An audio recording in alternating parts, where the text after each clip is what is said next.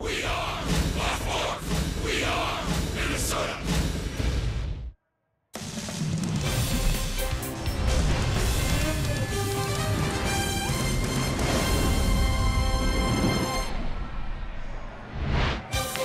This road trip started with another heartbreaking walk-off loss, and as a visiting team, you can't do that, of course, but you can win in your last at-bat, and the Twins have done that the last two nights here in Anaheim. Maybe the two most impressive back-to-back wins of the season so far, all part of what has been a very successful road trip for the Twins, and this afternoon, they'll try to make it three in a row against the Angels and win another series.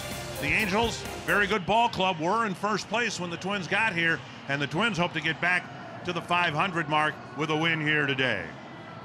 And we welcome you to Anaheim. Happy Mother's Day from Dick Bramer and Torrey Hunter, who has reminded me repeatedly, as a broadcaster this year, you are what? 4-0. 4-0. I'm going to be 5-0 after tonight. If the Twins are going to be 5-0 for Torrey and improve his record to 5-0, they're going to have to find a way to beat and do some damage against the guy who's been the talk of baseball, Shohei Ohtani. Yeah, Shohei Ohtani. He's definitely been the guy. All the hype we heard before the season, he's definitely lived up to it. This guy, you know, he's 3-1. He has a 4.41 ERA. Obviously, somebody's been hitting him, but also 10 Ks per 9. I mean, he's striking out 10 guys per start. That's pretty impressive. He has electrifying stuff. You know, the hype that we heard before the season is definitely he's been living up to it. He can hit, he can throw the rock, and I love the way he goes about his business. All right, so what are the keys tonight in trying to put a loss on this guy? I think the scouting report, for me, I would look for a pitch up in the zone, attack the fastball the opposite way so you can stay on his off speed. If you can, attack that fastball the other way. But spit on the splitter. That's his best pitch. That's his strikeout pitch. So why would I want to hit his strikeout pitch? Let it go if you can see it. So I definitely think that's my scouting report. If they do that, we have a little success. But this guy's special, and so is Romero. The Twins hitters will have their hands full with Ohtani, but the Angel hitters have their work cut out for them this afternoon as well. And for that, let's go down to Audra Martin.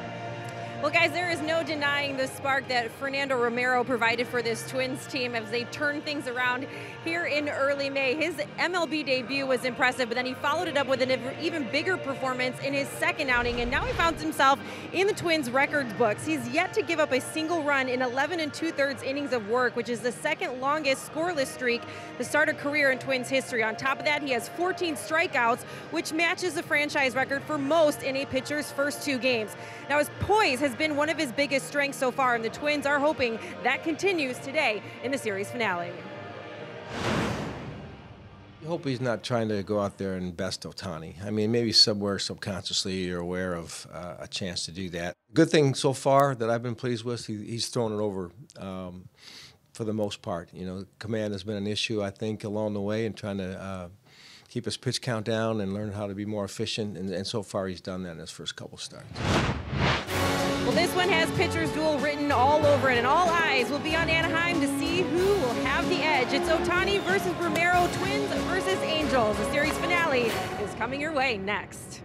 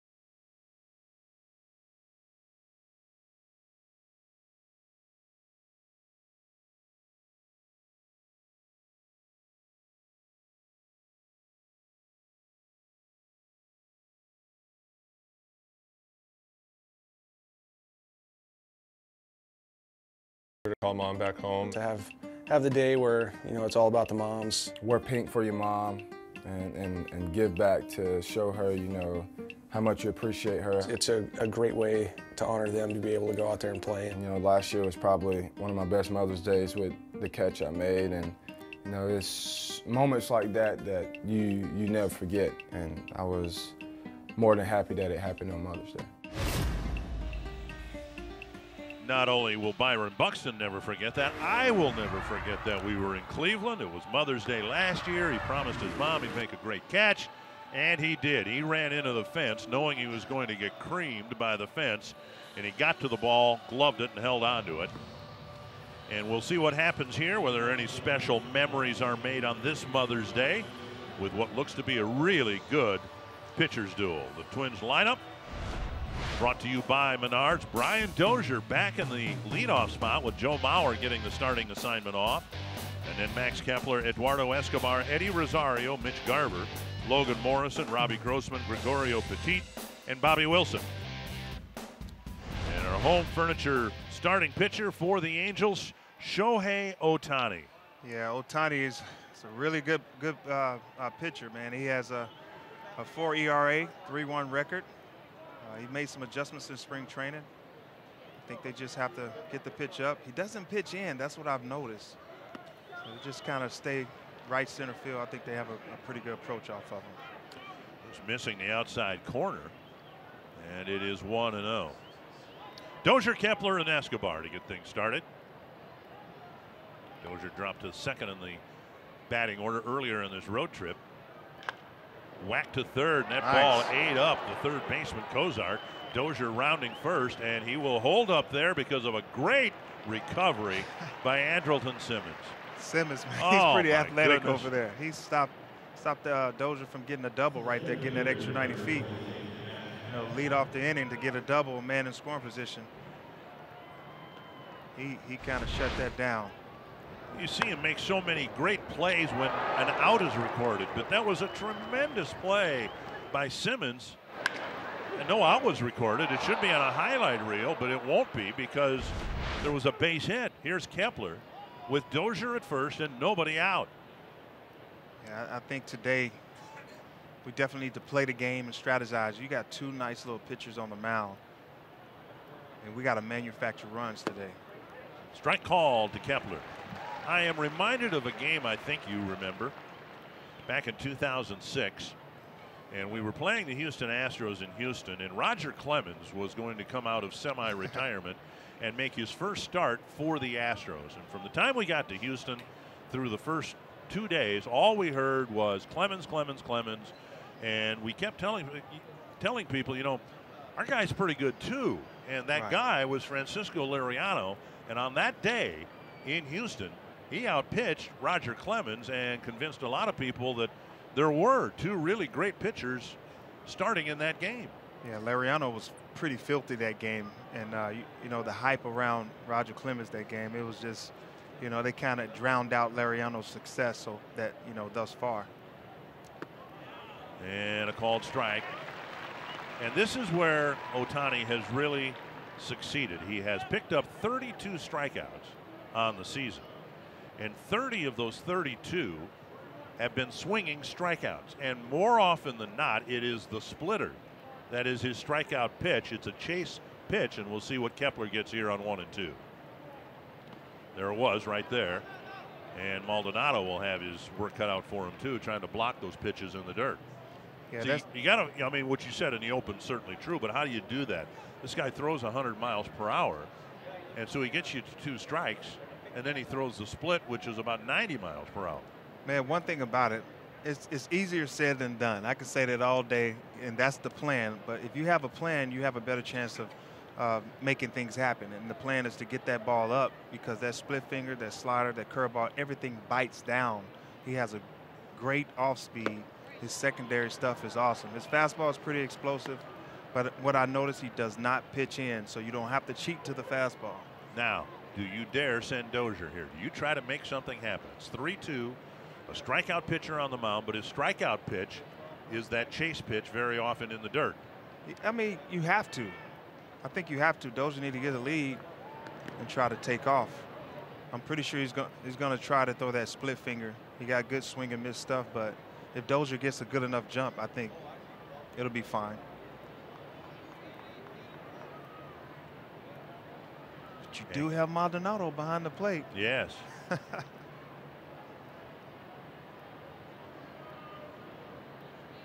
Dozier does not go, and Kepler hits one hop, and I don't know if that ball bounced out of Kinsler's glove in the air or whether it hopped to him. At any rate, Dozier will advance, and had he fielded it cleanly one way or the other, the Angels would have gotten a double play.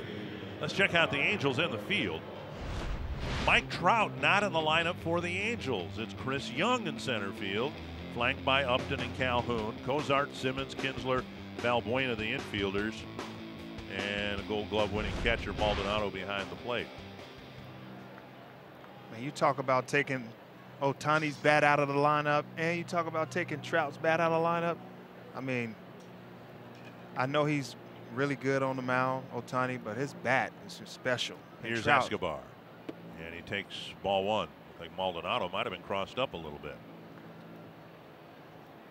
And Ohtani, the little animation towards Maldonado with a runner at second, it looked like they may have had their signals crossed there. This guy has so many pitches.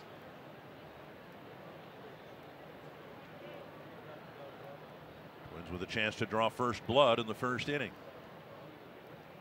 Up and away. Twins 7-2 on this road trip. And they beat the Cardinal ace, Carlos Martinez, in St. Louis. And now they'll face the guy who, if he's not already, will be the Angels ace, Shohei Ohtani. Strike called, and it's 2-1. A little off the plate. Tough pitch to swing at 2-0. Escobar's looking more middle in. That was a good plate discipline. He knows what he wants. I mean, nobody swings at that 2 balls, no strikes.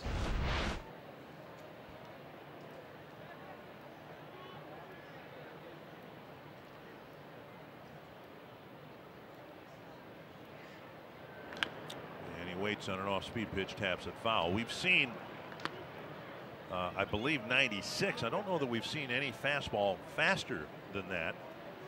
His average fastball, Ohtani's average fastball, is 97.3 miles per hour, and that is the hardest, fastest fastball clocked average fastball in Major League Baseball. So now Escobar's up there with a 2-2 count, and we'll see whether Ohtani gives him the splitter. Here, you know that this guy has a splitty. He has a good slider, but he throws it in the dirt a lot. And if it gets away from Maldonado, Dozier getting that extra 90 feet is very important. You're going to need it on a day like this, a guy with good stuff. And a foul tip, and Escobar's still alive. Just got a piece of it. And so the at-bat very much alive. Stay alive.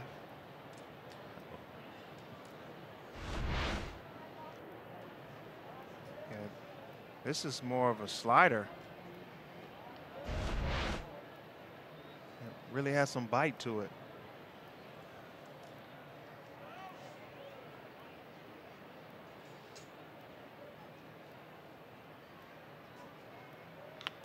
Hit hard but foul. Twins so far, and it's just 3 plate appearances in, but they've made Ohtani work here, and they haven't done much chasing. 2 well hit balls, Dozier's single and Kepler's ground out. I think the guys have a nice approach off of him. Nobody's trying to swing for the fence. They're just trying to stay short and do the little things right today. 3-2, Rosario on deck. That's one of the keys to get the ball up. His fastball, he likes to go downward with it and stay low and create that ground ball strikeouts. But if you get him up, everything flattens out.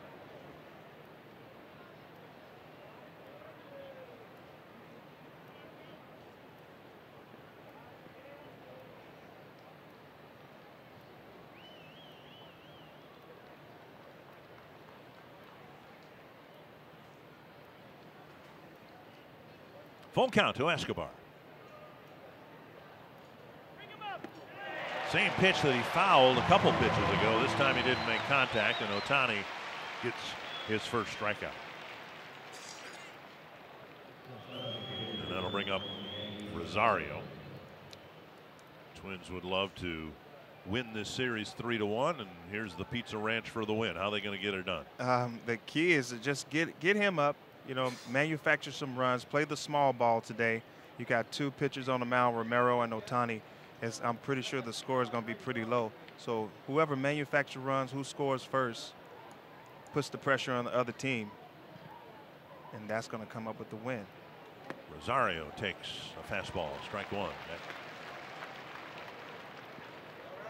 Here's a first pitch strike.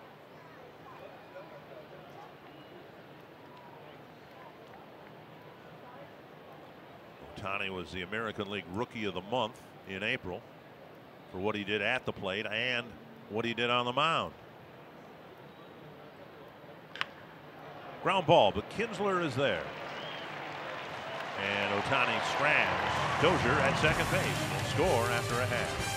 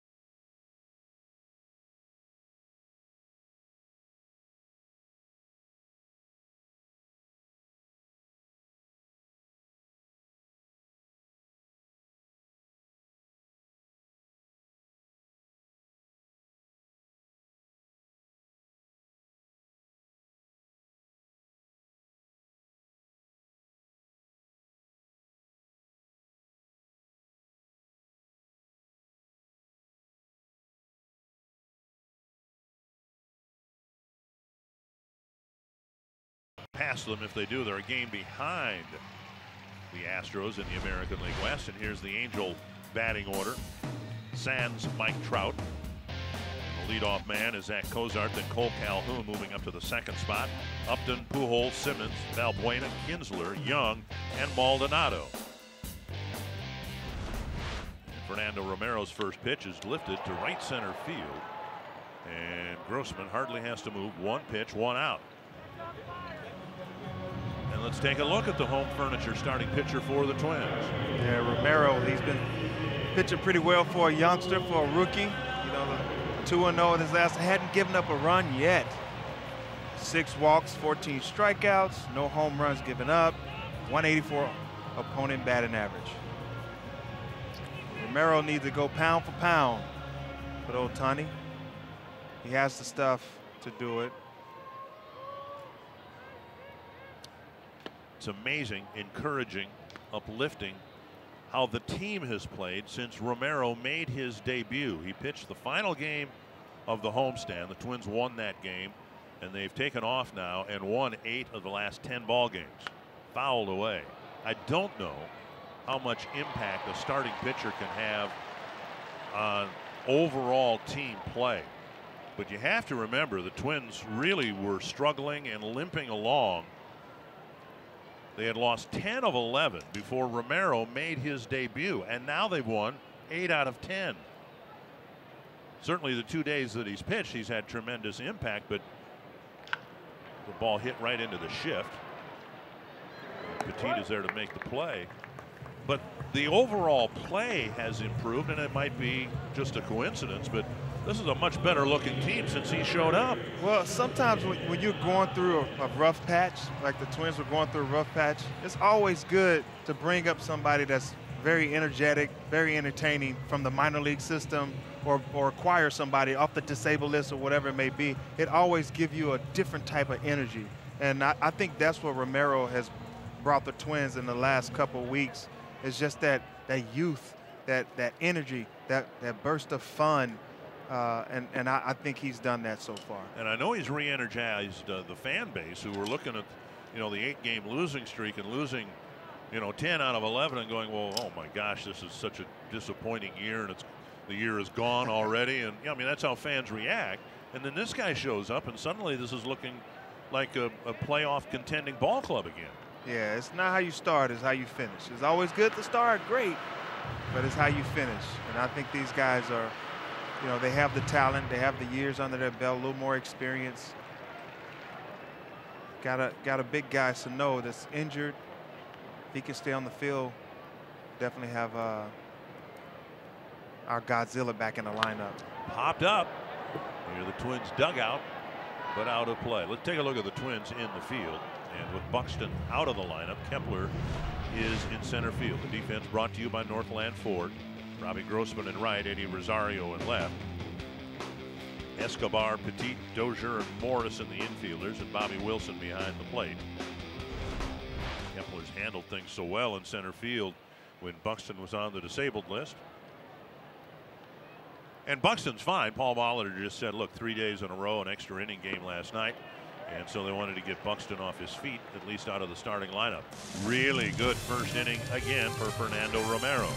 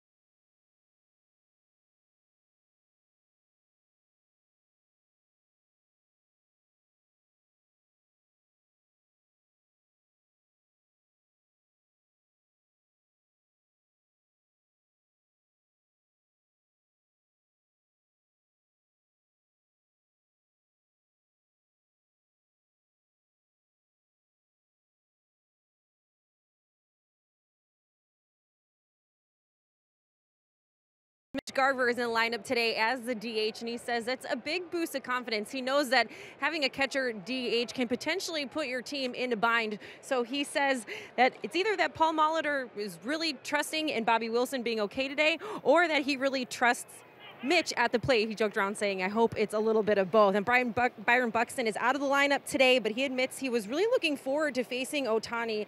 But he said, considering how much I love the game of baseball and knowing pitching matchups like this don't happen every day, I'm going to just sit back, relax, and enjoy the show as a fan. And he said also that the Twins are hoping that they don't have to rely on the bullpen today. If they do, Paul Molitor says the only guys that will not be available are Trevor Hildenberger and Addison Reed, and he is totally comfortable with Fernando Rodney going 3 straight games if needed. Guys? Well, thank you, Audrey. In Reed's case, he pitched 2 innings last night. In Hildenberger's case, he's pitched in every game of this series so far, 3 in a row, and so he'll be given the day off. A foul off the bat of Garver, and it's 0-2. And this is what we've seen from Mitch. Some really productive at-bats with 2 strikes And for somebody who's spending his first full year in the big leagues to still give his team some competitive at bats with 2 strikes is encouraging, to say the least. And he is down on 3 pitches. 1 down. Yeah, you know, the first time he's ever faced Shohei, all these guys, you know, Shohei Ohtani, none of these guys have faced this guy. So the first time around, it's going to be kind of different and uncomfortable. But that's when you're uncomfortable, you're growing. So the second time around, they should be able to make some adjustments and make better contact and have better at-bats. Here's Logan Morrison. You can see Garver had to swing at that pitch. That was, had he not swung at it, going to be a called 3rd strike. Inside to Morrison, ball 1. 6th start for Ohtani. 3 of his first 5 have been quality starts. It is a very curious situation here. It is remarkable to see this man so far excel at both hitting and pitching. Way out in front. Something clocked at 74 miles per hour. That's the Ephus curveball. And Yu Darvish has the same pitch. You know, he had the same pitch and more of explosive fastball when he came. It was 95 to 97. But that Ephus pitch, if you're looking for that fastball, it can really make you look bad. Been there, done that. Down and in, 2-1. The Twins put together an elaborate proposal to Ohtani. They were interested. Seattle was, everyone was interested in getting this guy as a 2-way player. And the winning proposal, obviously, was that proposed by the Angels.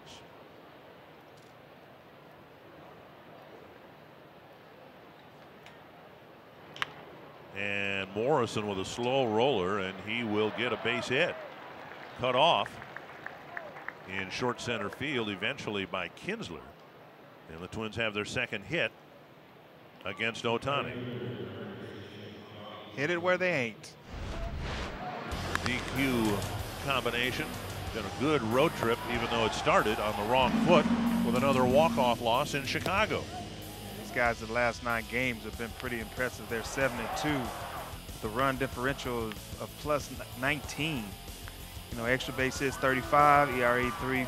They've been pitching, hitting, you know, defense. They've been doing everything really well. And what's great is, you know, these guys have been running the bases really well as well. Here's Grossman. It's deep down the left field line, and it'll twist foul. Well, last year at the end of May, the Twins had a really bad homestand. They went 1-5. They were blown out by the Astros at the end of the homestand, and they came out west here and had an encouraging, if not refortifying, road trip. 1 strike to Grossman. And a called 2nd strike. Twins had a road trip, 1.5 weeks long. It started here in Anaheim, and the Twins took 3 out of 4. Then they won 1 in Seattle, 2 of them in San Francisco, and it kind of stabilized things when it looked like in early June, you know, things were going to spin out of control after a terrible homestand. Well, essentially, the same thing has happened on this road trip. And Morrison dives back safely. Maldonado with a throw behind Grossman. That's what Mike Soch loves, the 0-2 high fastball in on righties and lefties, throwing to first to third. He loves the back pick. And that's what he teaches all his catchers. And Bobby Wilson is one of those guys, you know, that had the tutelage of, was under the tutelage of Mike Soch. And he loves the back pick as well. 1-2 to Grossman. So last year, yeah, the Twins turned things around in August after the trading deadline, but there was another pivot point in the season, and it came in early June when the Twins came out here to Anaheim, and you know, maybe the same thing will be holding true this year as well. A West Coast road trip kind of turning things around. And a called 3rd strike. 3rd strikeout, first looking strikeout for Ohtani. Grossman looking over his right shoulder at home plate umpire David Rackley. Thought this pitch was high. Yeah, he's really into this this curveball, this slider. And it's kind of changing speeds. These guys are geared up for 96 to 97 miles an hour. And the stuff he has is like very slow. And these guys are either freezing up or they're swinging over the top of it. Here is Petit.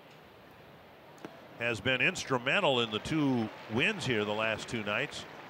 He caught a rocket off the bat of Trout to end the game Friday night. Delivered a big single to drive in a run in the 12th inning last night. And as you see, 6 hits in 12 at bats since his call up. And it is 0-2. Petit does have some big league time. You know, he played here with the Angels the last couple years, and you know, he might have been up and down. And him getting called up from AAA, I mean, he has big league time, so he's not afraid.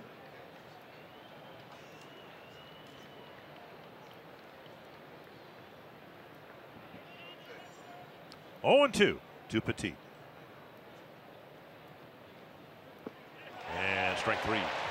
Twins get another hit against Ohtani.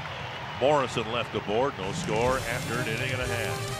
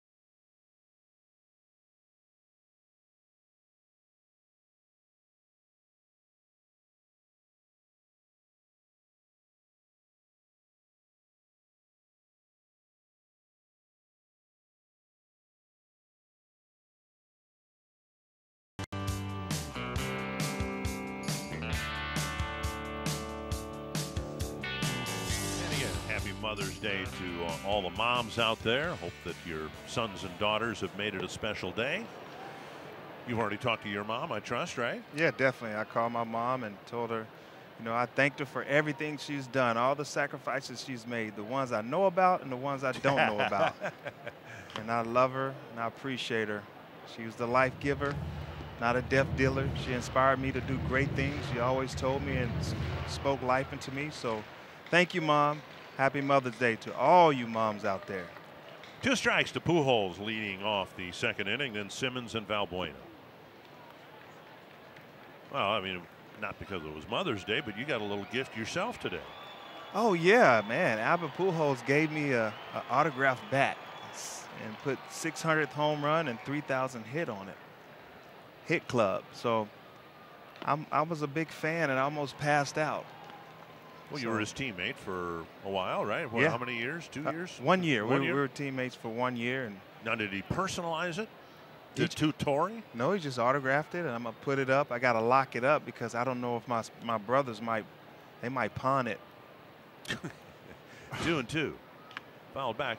Well, now, you know, up here in the booth, we take care of each other, right? You showed up today without sunglasses, and so I gave you a pair of sunglasses of mine to wear because the sun came out and all that. So similarly, you could give me the Pujols bat. Since it was not personalized to you, it would look just as good in my trophy case as yours back home.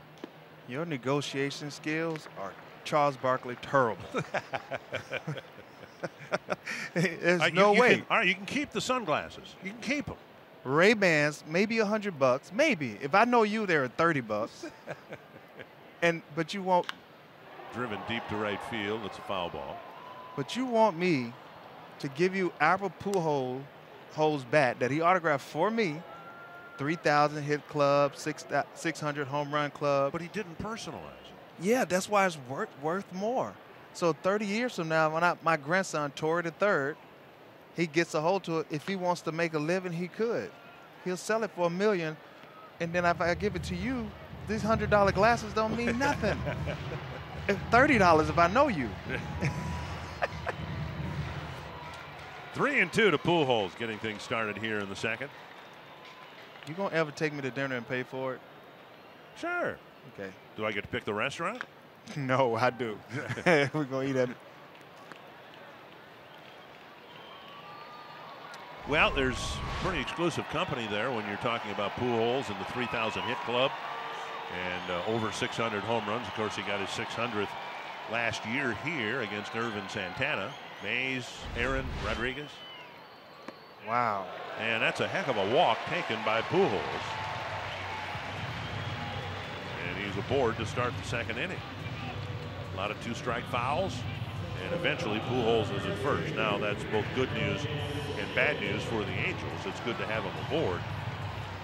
But it's for the Angels, but it does clog up the bases significantly with Simmons and Valbuena hitting behind him.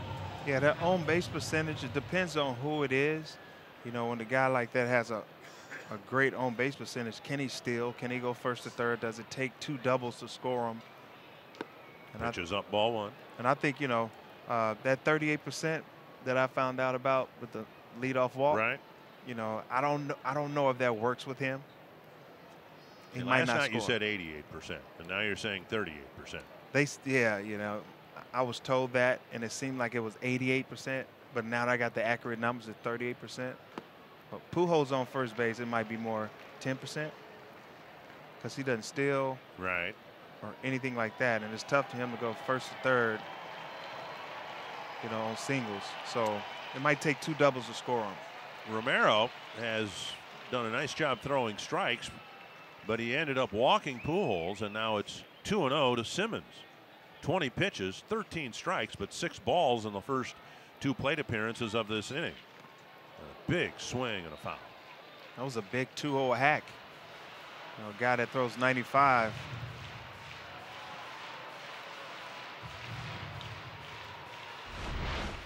Here's a 2-seamer right here, and whoa, the umpire took a hit. Even the umpire's wearing pink caps. Pink is the color of the day. They're pretty much getting creative with this pink, huh? Mm-hmm.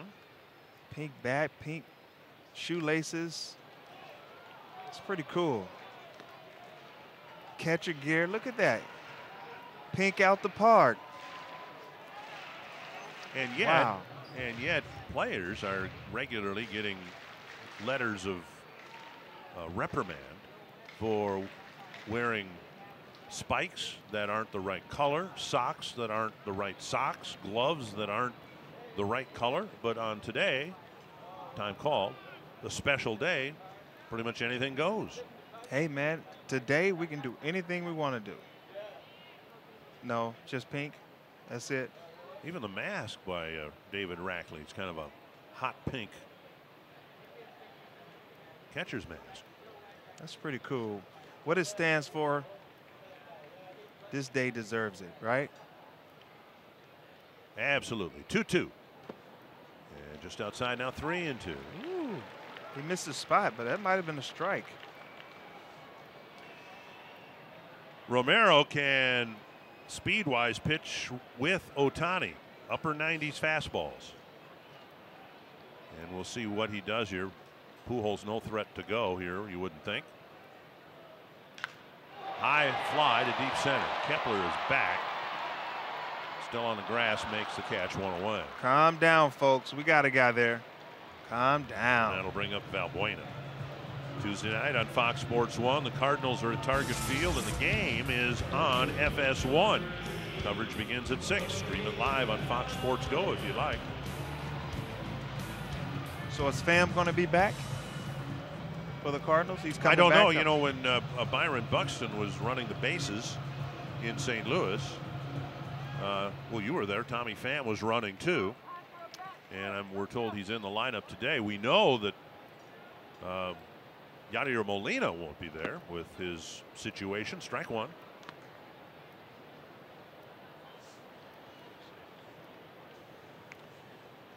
Valbuena playing first base with Pujols, the designated hitter.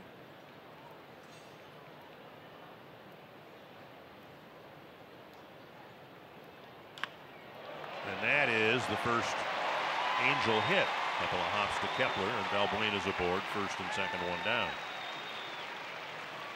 So Yadier Molina won't be there when the Cardinals play the Twins at Target Field, and Robinson Cano won't be playing tomorrow. Today in Detroit against the Tigers, the Tigers not only walked off the Mariners, but Cano got hit by a pitch, and he broke his pinky finger and was going to be out for quite some time. That's awful. He's one of my favorite players to watch. Yeah. And he will not be playing for a while for the Mariners, who are trying to stay with the Angels and the Astros in the West. It's amazing guys play on opposite teams, and when you see something like that, you know, we all are out for the same common goal, and you hate to see a guy go down like that. First and second, one down, and a first pitch strike to Kinsler. And again, the lack of speed at second base with Pujols there really becomes a factor now. A hit to the outfield might not necessarily score a run here at all.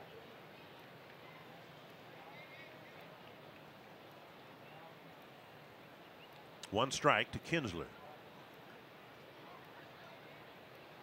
You were in Detroit for a couple of years, and you kind of had that syndrome with Victor Martinez in the Tigers. Victor, very good in his career at getting on base, but when he got there, as you said, it might take two doubles to score him. Oh, yeah, he was definitely a base clogger, but he would get on base. That on-base percentage was high, but it took us 2 or 3 hits to really score him, and that's tough to do in the major leagues, to get 2 and 3 hits in a row. Wilson tried to frame it, didn't get the call, and it's 2-1. It's amazing that, you know, Ohtani he's going to get this hype, and he's been around, and so they're going to get automatically he's going to get a lot more respect from the umpires. Are you suggesting? Yes. We're just being real here. Fly ball left center field, and Rosario with a running catch, out number 2. That was more Kepler's ball right there. Well, it is remarkable. Shohei Ohtani aside, here's Romero, an inning and 2/3 today, and a total of 13 1/3 innings, and nobody scored a run against him. Yeah, it happens. It's human nature. That's what we do. Sometimes we get caught up in the hype. And then you're talking about the lineup that he's facing. He's facing, you know, Chris Young, who's done some damage in the game. You're talking about Upton. You got Pujols. You got Ian Kinsler. These guys are well respected, and umpires respect those guys as well. Strike one to Young, playing in center field in place of Mike Trout.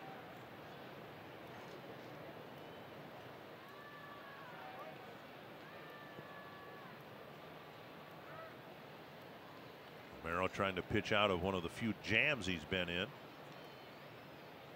Checked his swing, took another strike.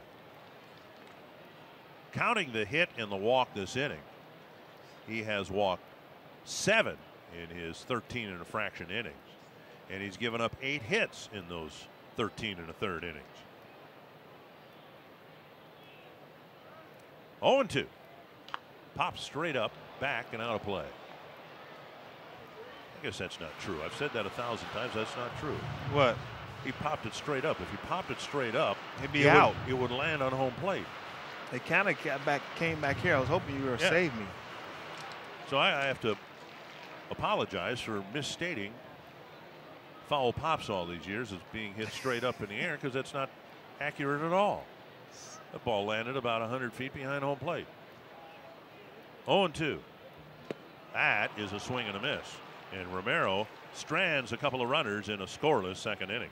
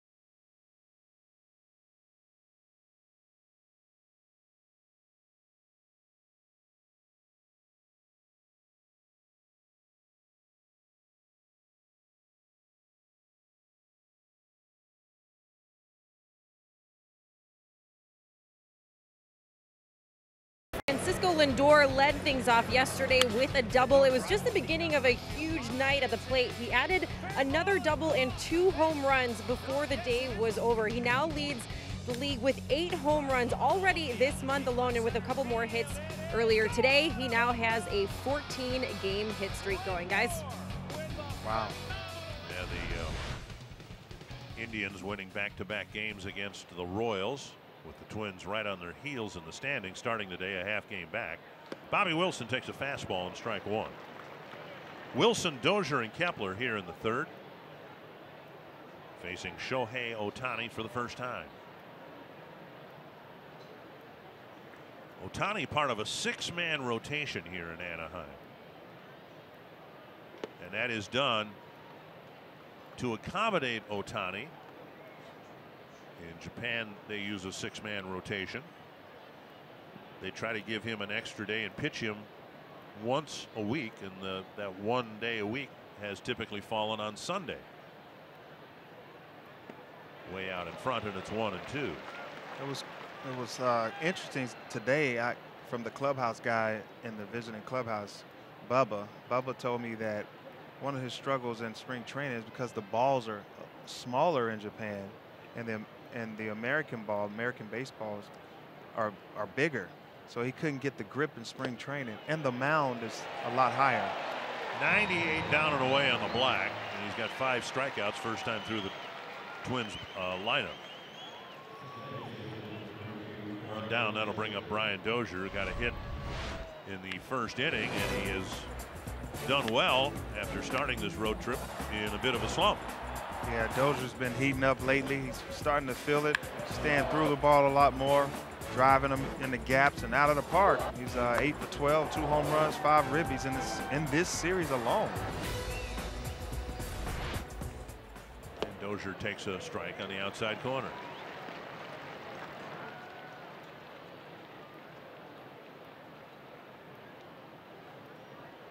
Talked about it earlier in this series.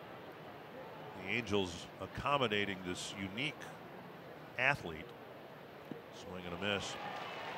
Ohtani will not be used the day before he pitches in any capacity, not even pinch hitting, or the day after he pitches. The Astros are here tomorrow, and Ohtani won't be in the lineup as their designated hitter. Ohtani has struck out 4 of his last 5 batters. And he's ahead of Dozier 0-2.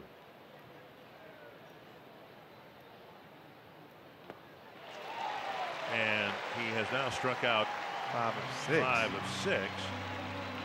2 away, and now Max Kepler. He definitely has swing and miss stuff. Ooh. I mean, Dozier's, guy kind of swung over the top of it. Might have thought it was a fastball, fooled him a little bit, but it was definitely a splitty. That splitty really has some teeth to it. At 88, if I read the monitor correctly. Here is Kepler, hit a smash to Kinsler. Pitch outside. Kinsler didn't field it cleanly. Could have been a double play grounder, and the Angels got just one out. They got Kinsler at first base.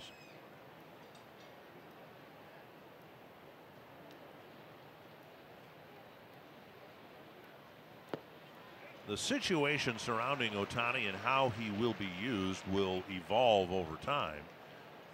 But whatever happens to him, how often they pitch him, they're talking about pitching him every 6th day instead of every 7th day.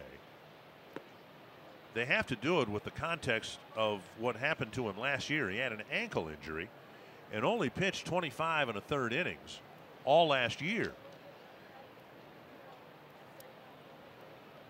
And he's already pitched more than that this year.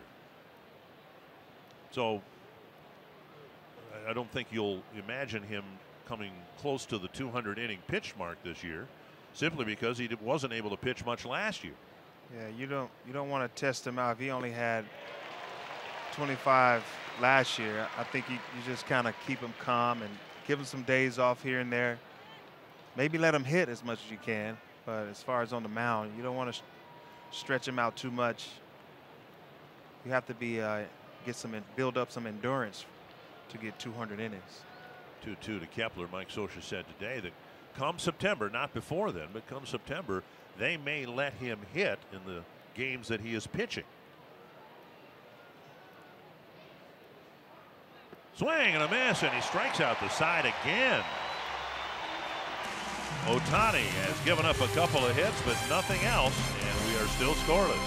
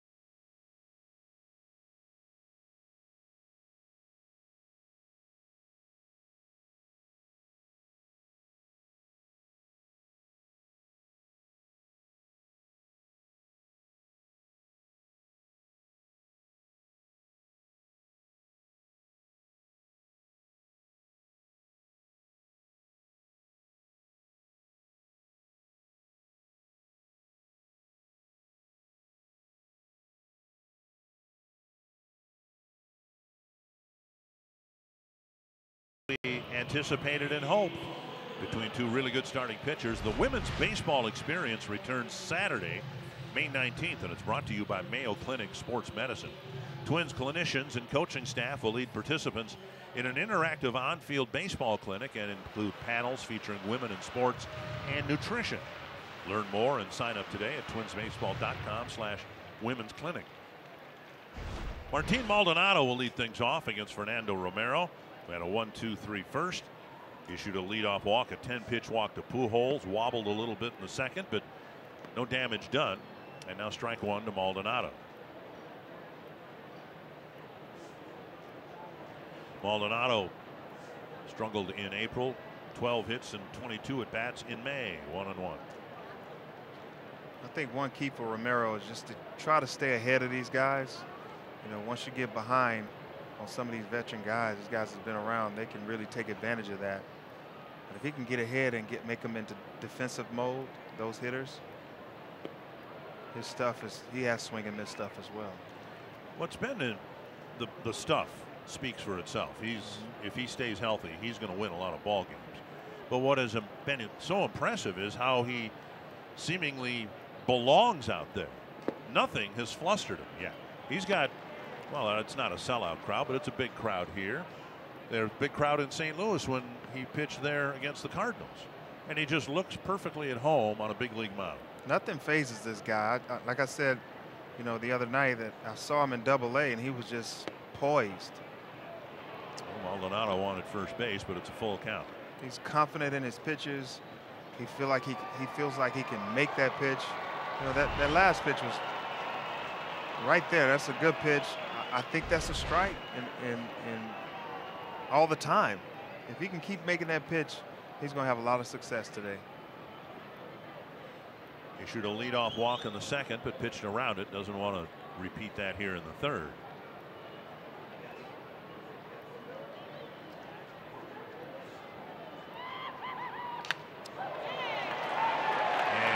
Pastime into center field, and Maldonado is aboard with a leadoff single. Sounded like he cracked his bat, but it's a leadoff hit for the Angel catcher. Well, he got a nice little two-seamer inside of that bat. I always say, man, he throws a pitch that has teeth. When he throws it, all you hear is teeth coming at you, and he broke his bat, ate through his bat. But he was able to hit it where they ain't. Ran the ball in near the trademark, but it's a leadoff hit to another slow runner, Maldonado at first. And here is Cozart. That bat went down a hero. That's what we always say. You know, here's something that's changed, I'll bet, from when you started your career. The Twins were getting ready for the final game here on this road trip. The equipment packed up outside the clubhouse, and there were bags of broken bats that get shipped back home to be sold at the ballpark or wherever. But I'll bet back when you started, if you cracked a bat in Anaheim, you just left it in Anaheim, didn't you? Actually, we put it in a bag, and we would call it firewood. So in the wintertime in Minnesota, in your fireplace, you put it in there and it keeps you warm. So whenever you broke a bat, they called it firewood. But no, they would actually have you autograph the bat. Okay. And they would auction it off or give it to a kid, you know, in need, underprivileged kids. You know, the Twins has always been good with that. Those bats, they reuse them, have us sign them, and use it for some benefit of good. 2-1 to Cozart with Maldonado at first and nobody out. Years and years ago, I was in Cincinnati doing a college basketball game, and wandering around before the game, I walked into a Cincinnati Reds pro shop. This will give you some idea how long ago it was. And they had a barrel of broken bats, and they had a Pete Rose broken bat, and they wanted $5 for it. And I thought, well, now why would anybody, what are you going to do with a broken bat? I don't care who swung it. That's probably worth over $1,000 now. Now to the backstop. And Maldonado will go to second base. A very wild pitch, allowing Maldonado to gain 90 feet. Yeah. You know, in this situation, well, Ohtani has a ton of Ks right now, has swing and miss stuff. You know, you really don't want to, you can't afford to give that extra 90 feet. Of course, he kind of overthrew that pitch and yanked it, held on just a little too long, and created a pass ball. Full count now to Cozart with nobody out. Chop to the right side, and Romero will try to go to the bag himself. He does, with Morrison unsure whether Romero would be able to get to the chopper. He went to the ball, and Romero alertly was able to get the out at first, and on the play, Maldonado to third. Yeah, there's a two-seamer down and away. It's a high chopper. He saw that the first baseman wasn't there, Logan, and he just took it himself. He's a very athletic kid for a big guy.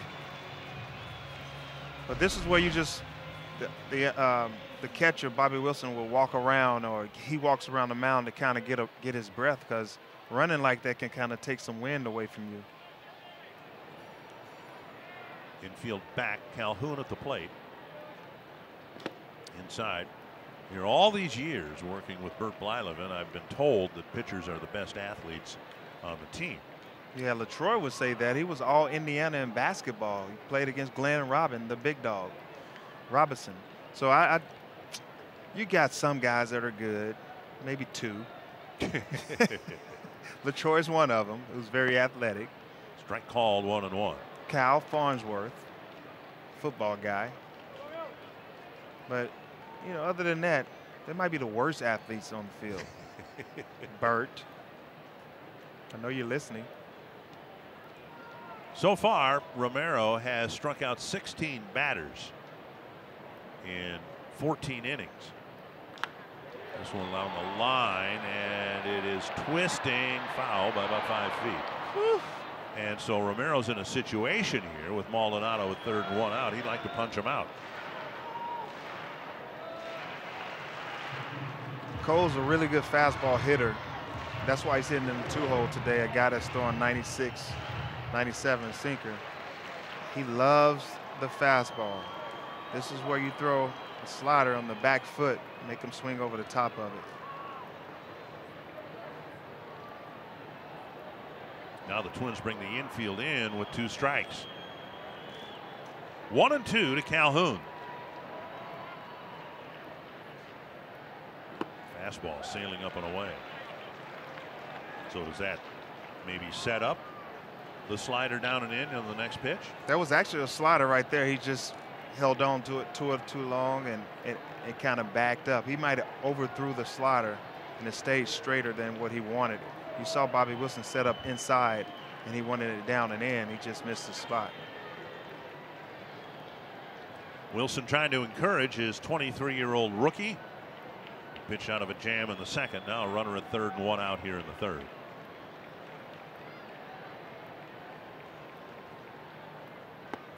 Struck him out, 2 away.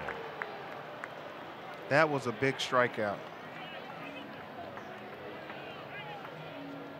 3rd of the ball game for Romero, and it came in a big spot.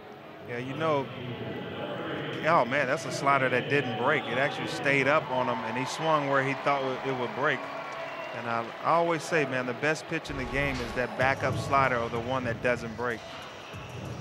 We talked about that last night. Justin Morneau said that too, where you anticipate the break where the ball is supposed to be when it comes across the plate, and if it doesn't break that, then you end up getting jammed a lot. Yeah, it's a mistake. In this case, pitch. a swing and a miss. Here's Upton. Oh, Up and in. I like it. 94, and it got Upton's attention. A little chin music right there. Angels left 16 men on base last night. And that, more than anything else, is why they lost in 12 innings. And now a chance here with a runner in 3rd and 1 out. Now there are 2 out. And the Angels' hottest hitter at the plate. Fouled away. It was 95, and it kind of ate him up a little bit. 1-1. Yeah, that 2-seamer pretty much has some teeth on it. I think it's out to eat bats today. Some of the players swinging the hot pink ones. Saw Brian Dozier swinging a pink bat.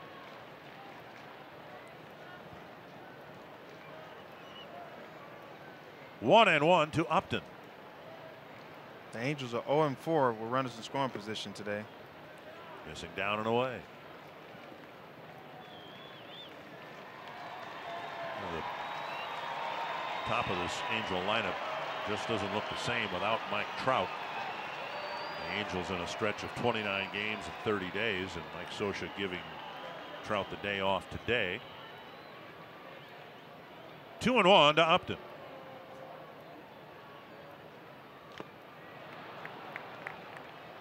Again, 95 down and away, a swing and a miss. 2-2. You know, after you get jammed with a 2-seamer like that, he got sawed off really well.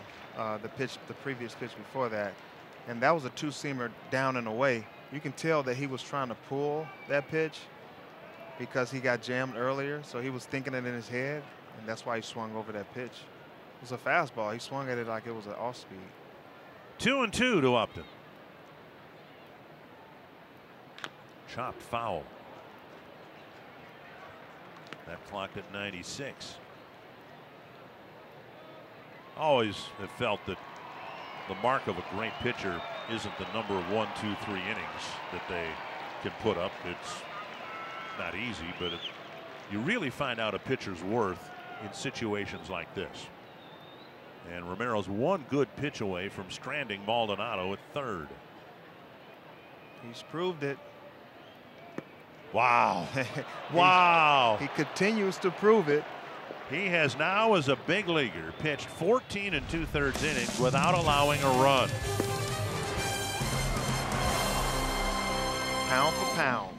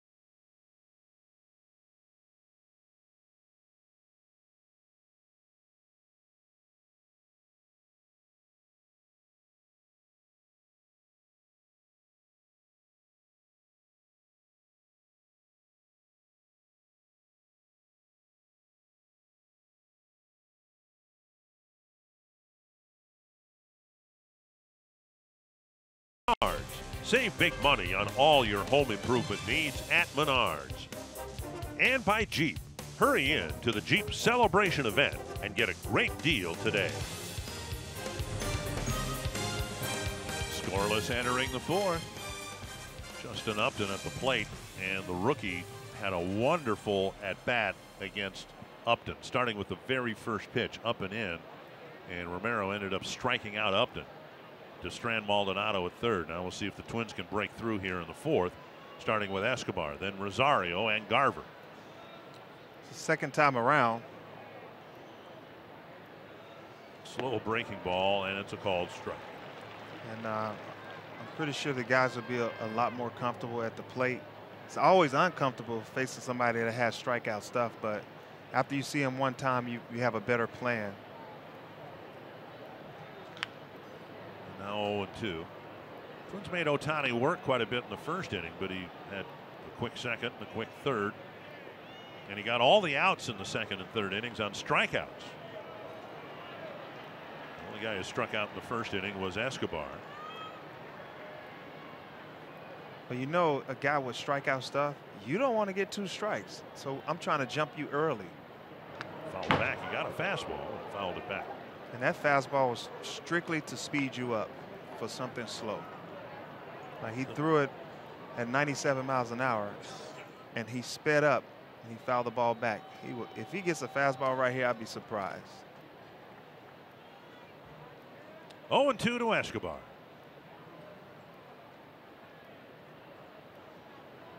In the dirt, 1-2. Splitty.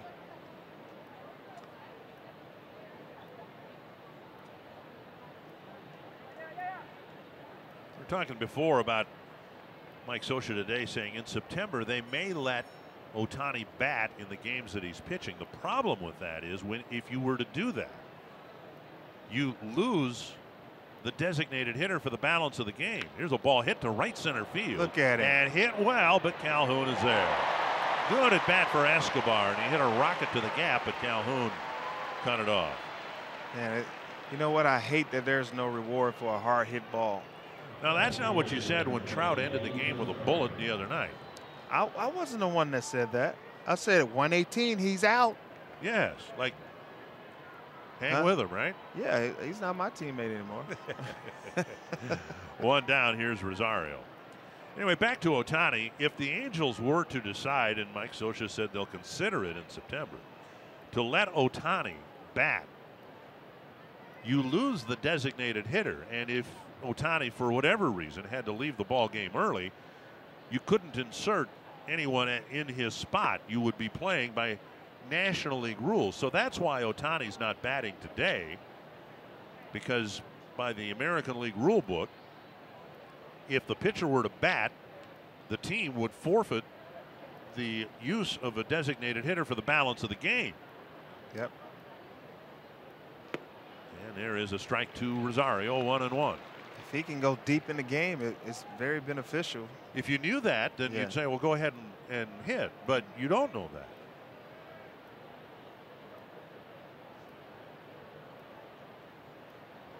And teams these days, they got a short bench, right? I mean, here are the Angels with a 6-man rotation and a 7-man bullpen. If anything, the bullpen is short a man because of the allowance of a 6-man rotation. So you got 3 bench players. You can't very well lose your designated hitter. It's tough because if he comes out of the game, then now you got to use your bench to hit every time that spot comes up.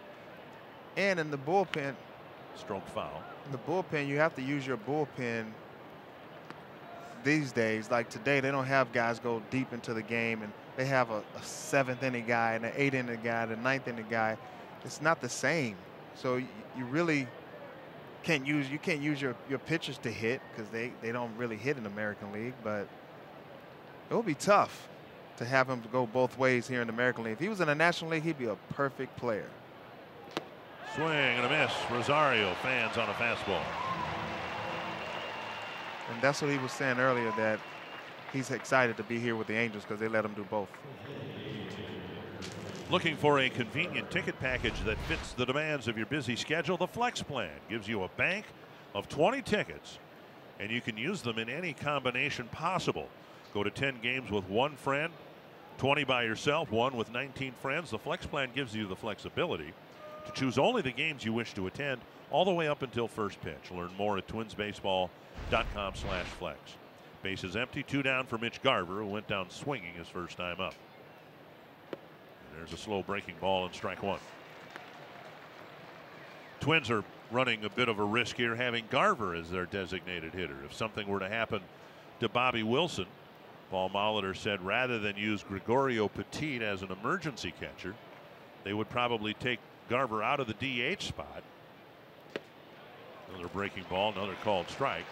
Put Garver behind the plate, and then the Twins would be forced to play the balance of the game without a designated hitter. If your DH takes a position later in the game, you lose the designated hitter.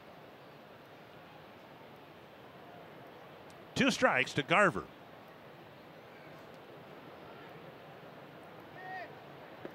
Three strikes and another strong inning for Shohei Ohtani as he shut out the Twins through 4.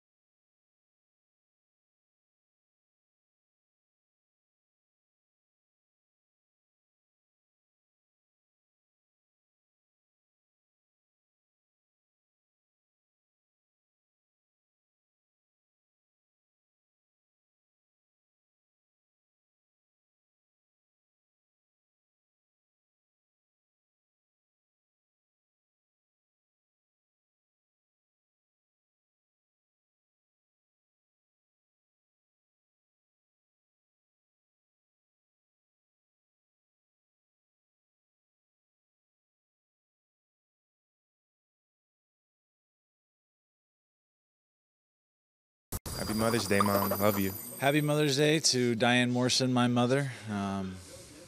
Best mom any son could ask for. Definitely one of the big reasons why I'm in the big leagues and being able to take care of my family. And a happy Mother's Day to my wife, Christy Morrison. Such a great provider for both of myself and Eiley, and thank you for taking care of us. Again, a happy Mother's Day to all the moms out there. Well, happy Mother's Day to everybody. You don't have to be a mom to enjoy the day, but especially for the moms today. Strike one to Pujols and a bouncer to short. Scooped up by Petit. Plenty of time. One away. I also want to say happy Mother's Day to Kate Diamond. Katie Diamond is Nate Diamond's our bullpen guy. That's his wife. She's been cancer-free for 6 months. Wonderful. So happy Mother's Day to you, Katie. And that's the significance of the color pink today with all of us, I think, have had someone dealing with cancer.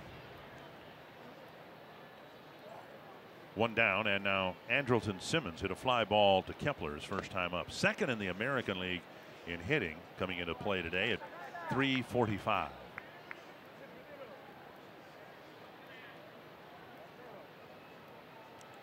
One and 0 to Simmons.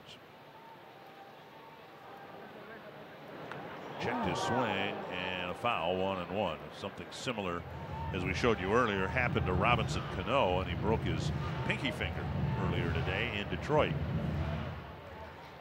And home plate umpire David Rackley saying the count is 0-2. Here's a two-seamer. I told you that ball has teeth. He's coming in hard on these righties. He's not afraid. Not too many guys do that in Major League Baseball anymore. Pitch in hard. And now again, you see Rackley. 1-2. The count is 1-2. He wants to make sure everybody's aware of that. Scoreboard says otherwise, and our scoreboard says otherwise. Romero trying to put Simmons away, and that might do it. No, checked his swing, said Larry Vanover. Strong wrist.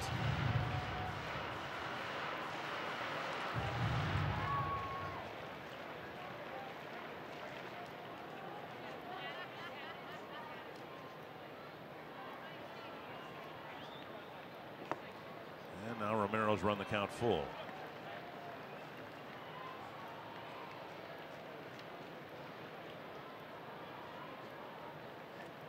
"15 shutout innings to start his big league career.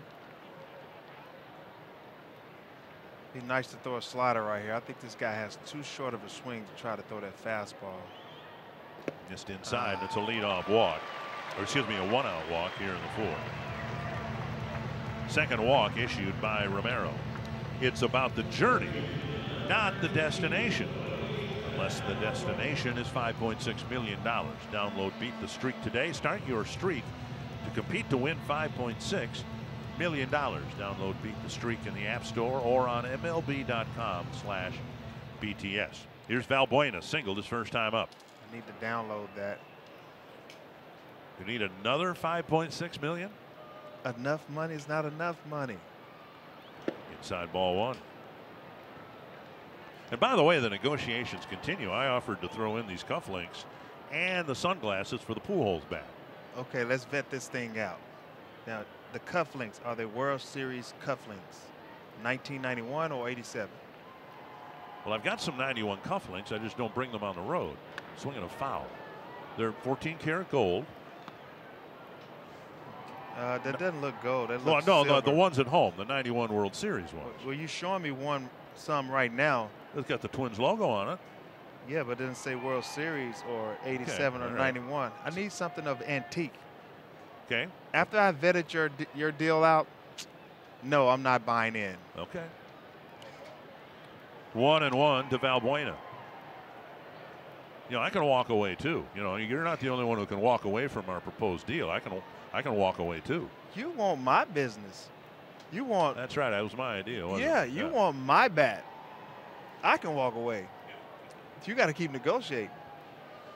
I sense I'm close. I really do. I sense that I'm just one. No, you might be a mile or two off. Strike called. And it's 1-2 to Valbuena.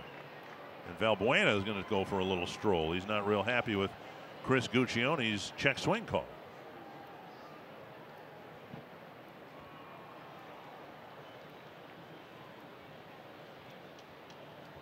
Valbuena is a guy, I said yesterday, he just all or nothing. He wants to hit this home run, but you have to show him that fastball hard in to speed him up, and you will get him with that breaking pitch.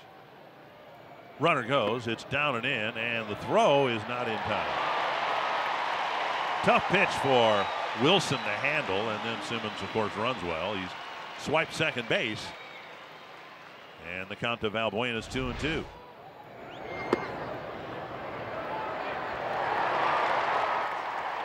Virtually no chance to get Simmons.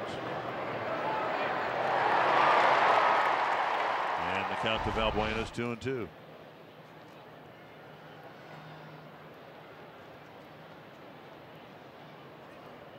Valbuena seems perplexed about something. He's looking in the dugout. He's looking down to Alfredo Griffin.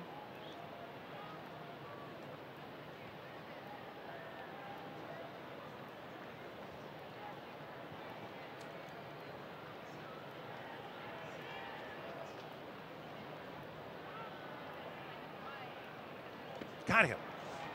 And Romero gets another strikeout. He's gotten a total of 5 here in the game, 2 down.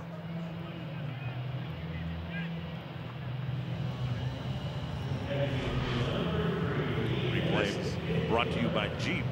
Yeah, that was a nice two-seamer.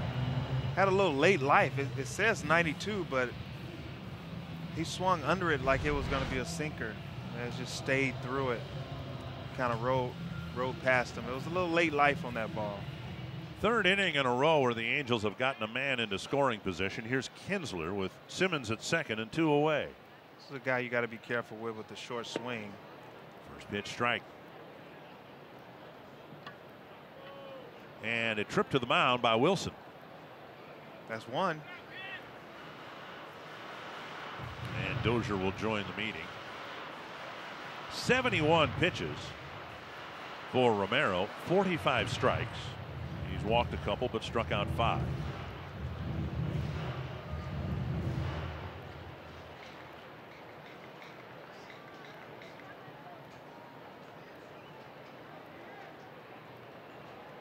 And again today, the Angels struggling with men in scoring position.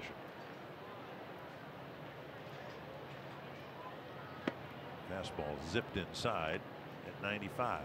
I mean, you can talk to any old school pitcher around. I mean, we got Mark Gubas out to our left, and he loves the way he pitches in. Yeah. Meaning Romero. Romero. Yeah. Romero pitches in with, you know. Ooh, up and in. He's not afraid, even with the slider. He's not afraid to stay on it. This may end up being a 1-0 ball game. And I don't know who's going to win, but when Maldonado was at third and Upton was at the plate with 2 down, that first pitch set up the hole at bat. He ended up striking him out on a breaking ball down and away, but the first pitch to Upton was an up and in fastball. There's another one, and it's 3-1 to Kinsler with Young on deck. Young doesn't play every day, so he's kind of like iffy. He's a guy that can be on or not. But he can't find that rhythm not playing every day. I would rather face him. He's done some damage in the game in baseball, but I would rather face him because he is not playing every day. That rhythm is lost. There you go. And that ultimately was the main reason why last night Paul Molitor intentionally walked 2 veteran hitters to pitch to Jeffrey Marte with the bases loaded. Right. And he put a lot of confidence, faith, and trust in Trevor Hildenberger to throw it over the plate. Hildenberger got the number back to the mound and got out of the jam. Here comes Garvin Alston, second trip to the mound here, and it's the 3rd inning in a row where Romero has struggled a little bit, or at least has had to deal with some high stress situations. Yeah, it's just to kind of calm him down. That's why Garvin Alston is going out there. He was walking slow to kind of give him a breather. You know, after a long at bat, you know, two at bats, you kind of walk slow out there, give him a breather, let him settle down and think about it, and catch his breath, so he can kind of throw at full mass. to this guy. Well, we've seen Garvin Alston usually jogs to the mound, but you brought up a good point. This time he took his time to just let the rookie kind of gather himself a little bit. You know what I think? I think the team that wins this game, of course, it boils down to the bullpen. But the one that executes, that plays the game. Swing and a miss by Young. That plays the game the right way. We're going to see who can execute, because this is like a playoff pitching duel. You got Ohtani, you got a young guy with good stuff, you know, swing and miss stuff as well. It boils down who executes, who gets guys over, who gets that run in less than 2 outs. Big pop-up coming in is Morrison. He'll give way to Dozier, and Romero strands 2 more in the 4th. In his big league career, he's pitched 15 2/3 innings of shutout ball.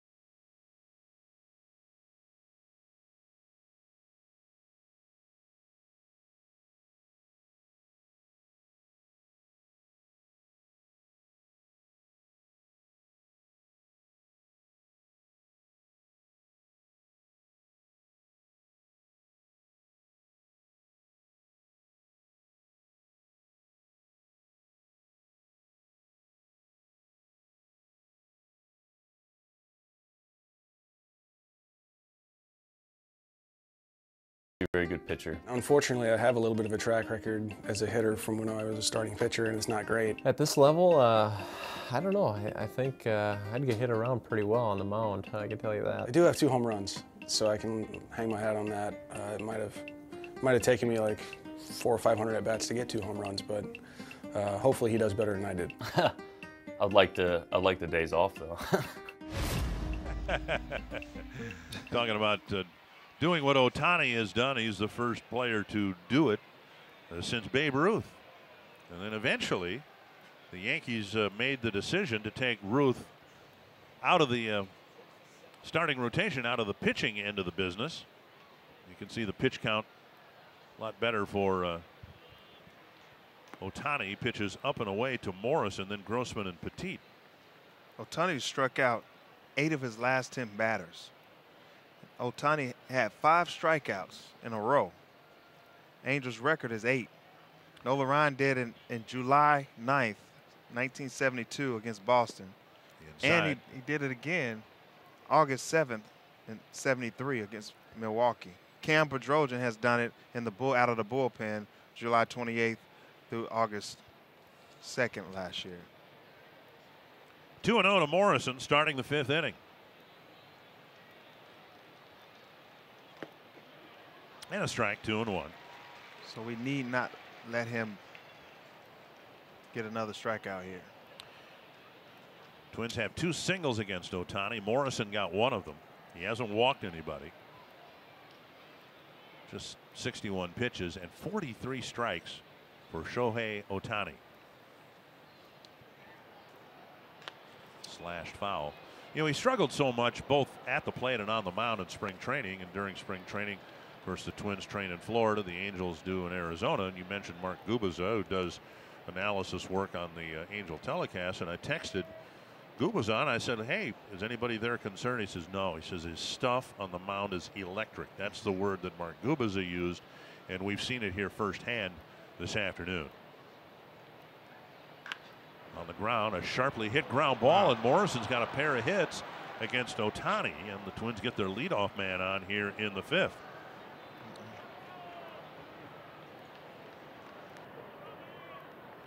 Babe Ruth was an awfully good left-handed pitcher and hitter, and the Yankees thought, well, there's more value in him in the lineup every day, and not having to split his focus between pitching and hitting. See Babe Ruth, nothing to sneeze at. It's an ERA of 4.35 in his first few starts back in the day. Low opponent batting average. Yeah, Babe Ruth had a career 1 ERA, didn't he? Not that low, I don't believe. Grossman jabs at it. It's a strike, with Grossman trying to get Morrison up to second base. 1 strike. The one thing that Ohtani's got that's kind of complicated, he's a right-handed pitcher but a left-handed batter.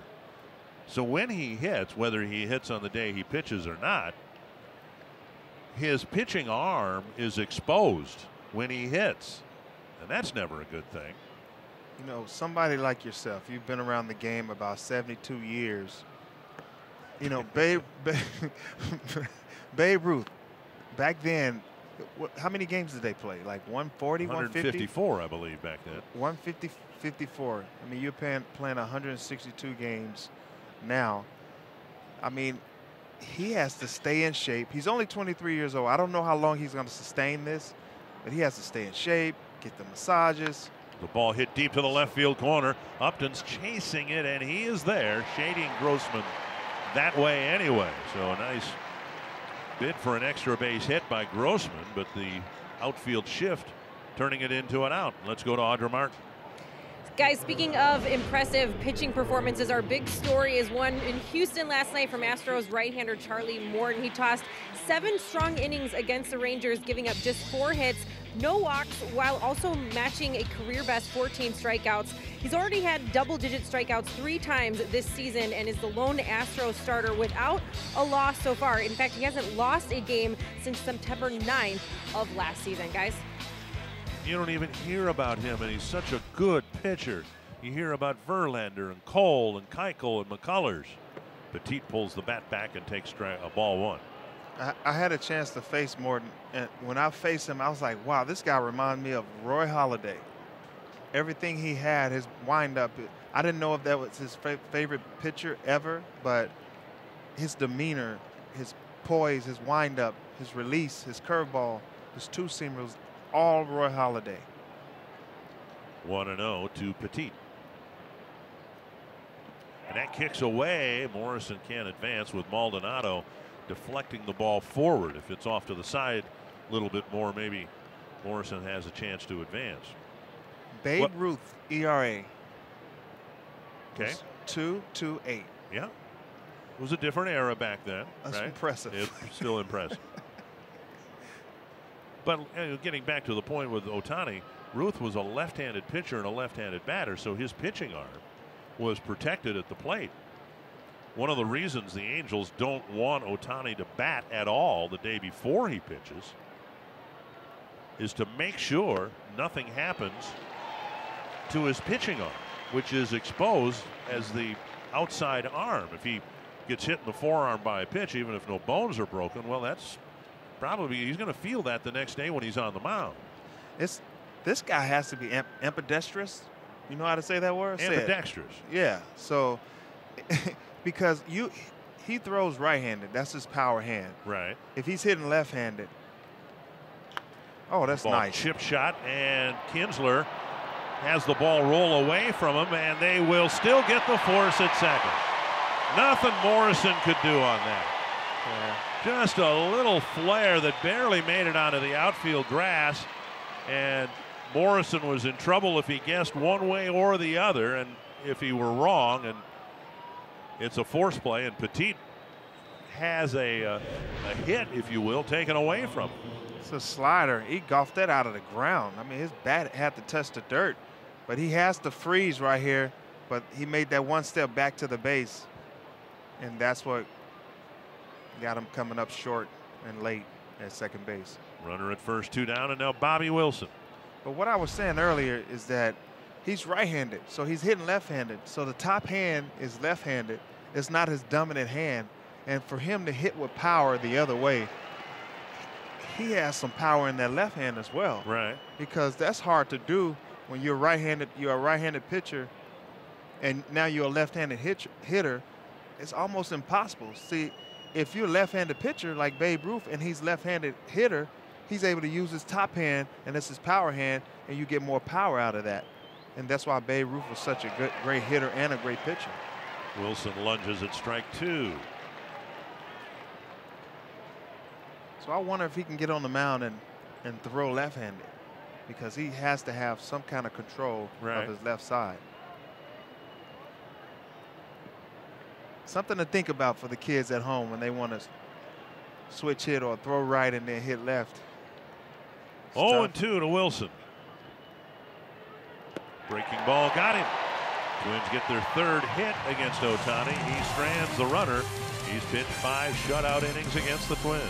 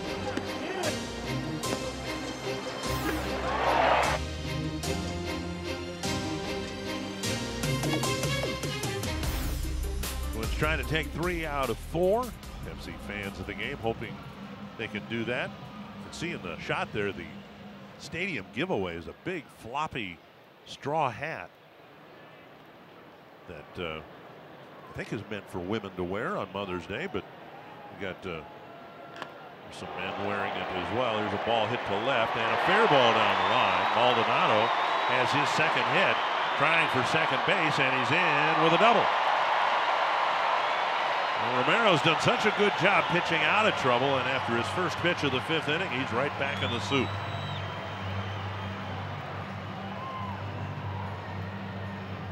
Yeah, Maldonado, actually, he's a guy that's known to ambush, and he jumped on that first pitch slider. He's now 14 for 24 in May after a terrible April. And we'll see if the Angels can do a little bit better job situationally than they've done in this series. Runner at second, nobody out, and here's Cozart. Pitches up, ball 1. 4th inning in a row where the Angels have not only had a base runner on, but they've had one in scoring position in a scoreless game. This is where early in the count you want to go for a base hit, but if you can, try to get it up the middle or to the right side and try to get that guy over or get him in. Big chopper toward the hole. Petit with a tremendous throw, but it one-hops Morrison, and Maldonado will go to 3rd. No chance to get Cozart. An acrobatic play, but with the runner at second, Petit should have hung on to the ball. Yeah, he should have just ate that and try to make that throw. You know you got a guy at second base, and Kozar, you got to know your runner. He's actually pretty fast. If he gets a high chopper in the hole over there, you got to let him have it. So one of the ill-advised throws that cost us an extra 90 feet. Instead of first and second, nobody out, it's first and third. And this will be the severest test for Romero yet, keeping in mind that he's pitched 15 2/3 innings, has yet to give up a run in the big leagues. First and third, nobody out, and here's Calhoun. Down and in, ball one. Calhoun had a chance to bring in a run. There was a runner at third with one out, and Romero struck him out in the third inning. Romero has proven time and time again that he can pitch in clutch situations and pressure situations. Let's watch him dig deep in this.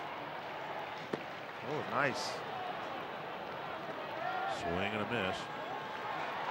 We've seen in his first two starts and again here today. A fastball that velocity-wise is all over the place, and location-wise is all over the place. That's a tough combination, that fastball at 92, but yet we've seen 96, 97. 1-1. Blocked by Wilson. 2-1. He has 85 pitches. You know, might be fatiguing out a little bit, but he's keeping his composure. That's why he's throwing 92, trying to tone it down a little bit just to make the pitches. Ryan Presley getting loose.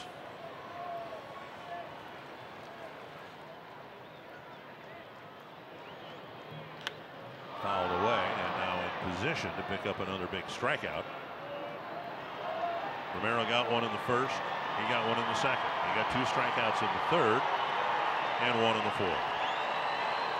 The Angels are 0-7 with runners in scoring position. After leaving today. 16 men on base last night. Yes.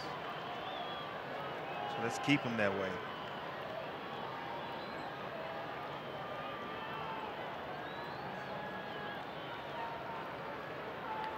Two and two.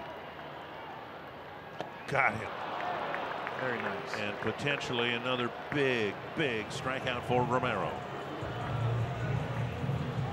That'll bring up Upton, and it was a classic at bat for the pitcher here, setting Upton up, a veteran hitter, and eventually striking him out. But look at the sequence of pitches, starting with that one.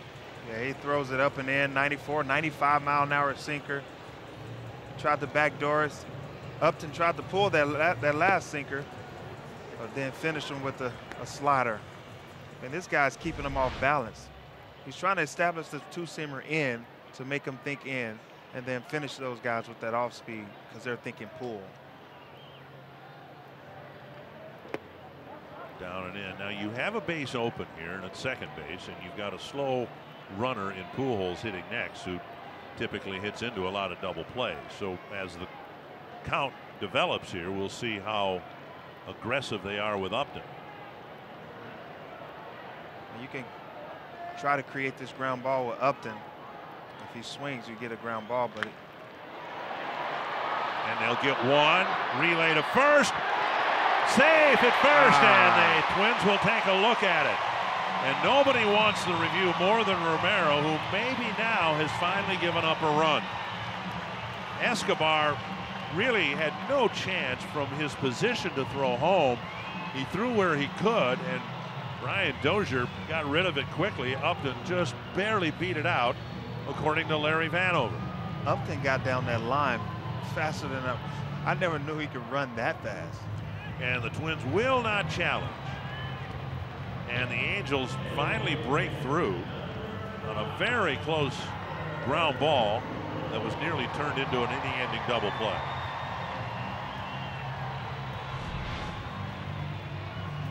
Yeah, he was safe. He got the foot in there, and the ball is not even close to that glove.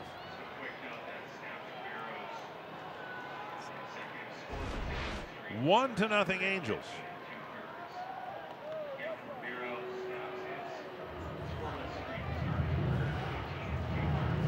15 2/3 innings.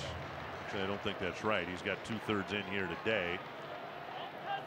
The announcement was made 15 2/3 when in fact it should be 16 1/3. And now Mike Scioscia is coming out to talk to David Irackley for some reason. He's not doing anything. This is a special move. He's negotiating. He's going to hog him for a long time to make the Romero sit and think about it and get cold. Well, he's hot about something. I don't know whether he thought that Romero may have balked by not when he threw to first.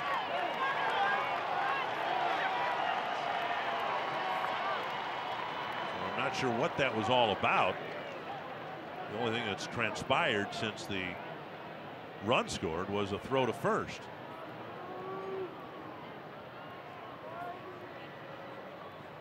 And now that ball thrown by Morrison, who trips with Upton leaving first base. The only thing I can guess is Scioscia thought that Romero balked on the prior pickoff throw, and then the next one was off target. Like I said earlier, I always feel like, you know, Scioscia he's a strategist. And he went out there to cause some havoc to get that young guy to figure out what's going on. And right here, you can tell it's kind of got into his head a little bit, and he made this throw. I think he tripped over Upton's leg. Yeah, the obstruction potentially could have been called, putting Upton at third base. Yes. But it was not called after the collision with the base runner. And now Pujols with a runner in scoring position, and Romero trying to calm down here a little bit. There's a strike. So for the record books, Romero with 16 1/3 innings pitched before a run scores in his big league career. Swing and a miss, and it's 0-2. Pitch count getting up there. This will be number 90. The Angels finally break through, and true to form, it isn't a run producing hit at all, but a fielder's choice that gets them on the board.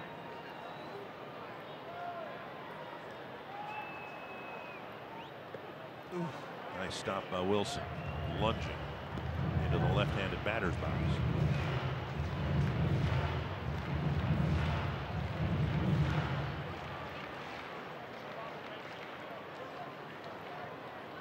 I mean, these guys got one run, but it takes a run to win the game. So if the Twins don't score a run, we're going to win anyway. So I got a chance. I got a feeling that we're going to score a run out of this. Pitch is up, 2-2. In terms of pitch count, in Romero's first two starts, he went in each start 97 pitches. And he's thrown 91 here this afternoon. Good start with just 8 pitches, and then trouble in every inning since the first. That's hit to right center field. Kepler over a few steps to end the inning. A leadoff double on the inning's first pitch, and finally Romero has given up a big league run.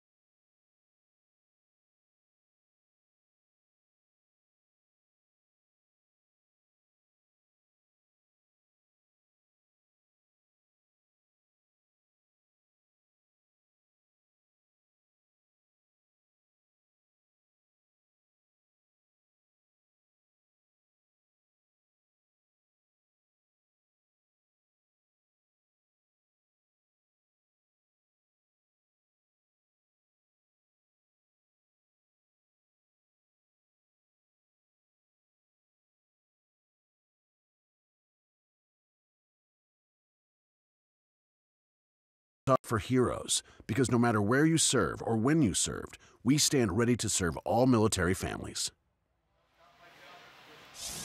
It is 1-0 Angels. Martin Maldonado leading the 5th inning off with a double. And Upton got him in with a fielder's choice, but then you look back at that half inning, and if Petit eats that ground ball in the hole, it's 1st and 2nd, not 1st and 3rd. And the way the inning played out, the run doesn't score. Right. If he did make that play, I know he wanted to make a big play, but you still have to know your surroundings. You have to know who's at the plate, who's running, and who's at second. And he should have just ate that ball. And now Dozier, 3rd at bat against Ohtani. Pitch up, fouled back. Dozier hit a smash leading off the ball game, and Cozart deflected it under the warning track, and Simmons made a tremendous recovery to hold Dozier to a single in the 1st inning, and then Dozier struck out in the 3rd. Pitch is up, 1-1. Where Romero has had some control issues, he ended up walking 3 men. Ohtani, I think, had a couple of 3-ball counts in the 1st inning, but none since. Ohtani has a career high 12 strikeouts today. Breaking ball, and Maldonado tried to frame it, ended up not catching it. 2-1. Dozier, Kepler, and Escobar. From what I'm saying, he likes to get ahead. And everybody, majority of these players are like 0-2 and 1-2 before you know it. He has strikeout, swing and miss stuff. Now 3-1. You don't First 3-ball count in quite a while. You don't want to get 2 strikes on this guy that early. Either you jump him early, make him get behind, but don't you get behind. The plan is to jump him. That means swing at the first pitch. And a 5-pitch walk, first walk of the ball game, tying run aboard for Max Kepler. Twins fans, if you can't catch the games on TV, stream them live on your mobile device with Fox Sports Go, presented by T-Mobile. Download the app and take Fox Sports North and Twins baseball wherever you go. Kepler hit a ball hard in the 1st inning, right to Kinsler, and was retired, and then he struck out swinging in the 3rd. We've seen throughout this road trip, even in the losses, the ability for the Twins to come back when the other guys score first.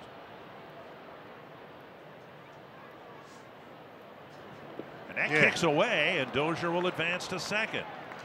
Ohtani handed a 1-0 lead, and now he's issued a leadoff walk and uncorks a wild pitch. That's a good thing. I mean, he's been pitching pretty well today, and any way we can get that extra 90 feet, we'll take it. This is maybe a slider or splitty. And just Maldonado, a Gold Glover, who couldn't handle it. And you wonder how this all works too, with Cozart coming into the mound along with a Latin catcher, and Ohtani knowing enough English or Spanish to somehow have a conversation. I'm pretty sure he knows a lot about the baseball terminology, the things that we say in baseball. I mean, it's his own language, and I'm pretty sure he knows what's going on when those guys are talking about the game or the game plan. 1-0 to Kepler, tying run at second, nobody out. And almost hit Kepler, and almost was another wild pitch. 2-0. That was 99. Hey, it's easy to say, hey, take one for the team, but when it's coming at you at 99, get out of the way. Man, you know what? I've been hit. Look, did you know I was a black guy, right? I got. I'm aware of that, yes. I got hit, and I lift my shirt up, and I saw the Rawlins Major League symbol tattooed on my ribs. Is that possible? If you said you saw it, I'm going to believe you. Wow. Ohtani had a couple of 3-ball counts in the 1st inning, none since, and now in the 6th, back-to-back 3-ball counts. See if Kepler's green lighted here on 3-0. Took a strike in any event.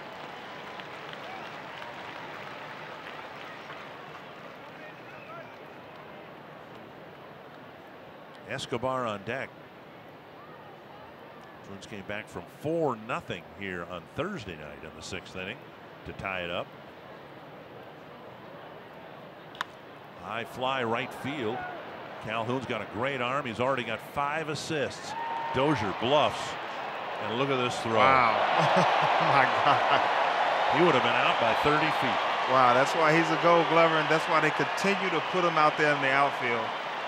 Despite his hitting woes, this guy has great defense. He can catch, he can run balls down, and you just saw his arm right then and there. And Doge had to try to create that throw, and I mean, that was on the money from right field.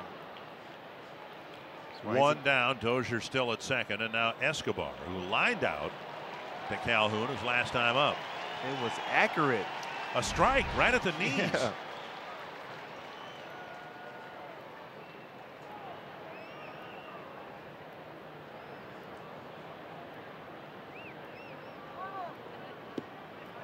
Outside ball 1. Stop begging.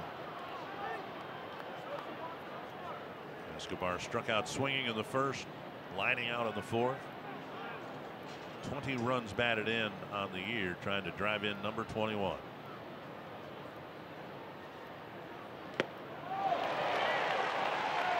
'97 gets a swing and a miss. And now Maldonado started toward the mound, and now he's motioning into the dugout. This might be a medical trip. Maldonado saw something right away, and now they're in hurried fashion checking on Ohtani's condition here. There's no trainer out there. That's just a translator. No, you're right. And home plate umpire David Rackley has held up a finger. This is a mound visit. Yeah. Now, could this be because there's a runner at second, and they're concerned that Dozier is tipping pitches, signaling pitches to Escobar? Yes. Okay. That's one reason. But this is where Escobar has to, you have to stay short. We need this run, or at least need it to get over. You have to stay short and not try to do too much. I always say, if you do less, you get more. If you do more, try to do more than what you're supposed to do, you're going to create less. So just simplify everything, short stroke, take the base hit. 1-1 to Escobar. Flip foul. So it was a charged mound visit, and I'd love to tell you how many visits they have left, but the display board here at Angel Stadium is right beneath us. We're the only people in the ballpark who can't see it. They might have 3. We believe each team has 4 visits left. 1-2. Line drive, Kilser knocks it down. He'll get the out. And Escobar again hits one right on the button. Dozier to third, but now they're 2 away. Good swing. That'll bring up Rosario. With the Minnesota Lottery, every day is game day. Tonight's Minnesota Lottery winner circle features Roger, who won $100 in scratch tickets. Roger and his friends are celebrating in the winner's circle after going back-to-back Vikings-Twins games. Are you up for fun? Say, I'm in. I'm in. I'm MN. I'm in. Rosario trying to get the game tied. The tying run 90 feet away.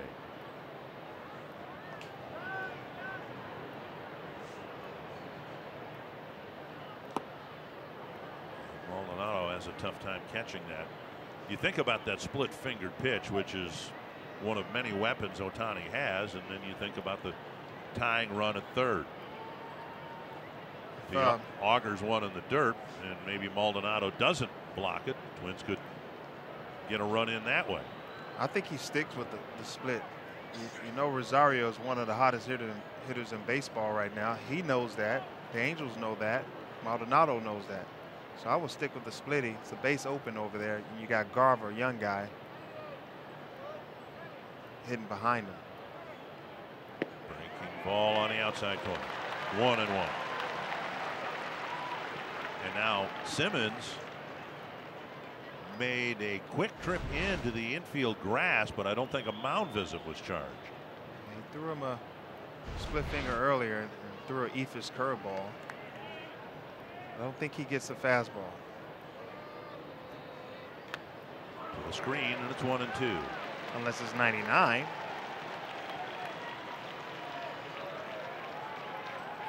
First inning, Twins got a runner. Dozier to second, didn't score.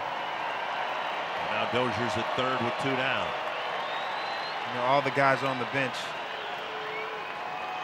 I've been in that situation where you have a guy who's hot and you got a good pitcher on the mound. They're just like, all right, stay short, get this hit. They're all looking to Rosario to get something, make something happen right here. Dozier bluffs down the line. Ohtani steps off the rubber and bluffs a little throw that way.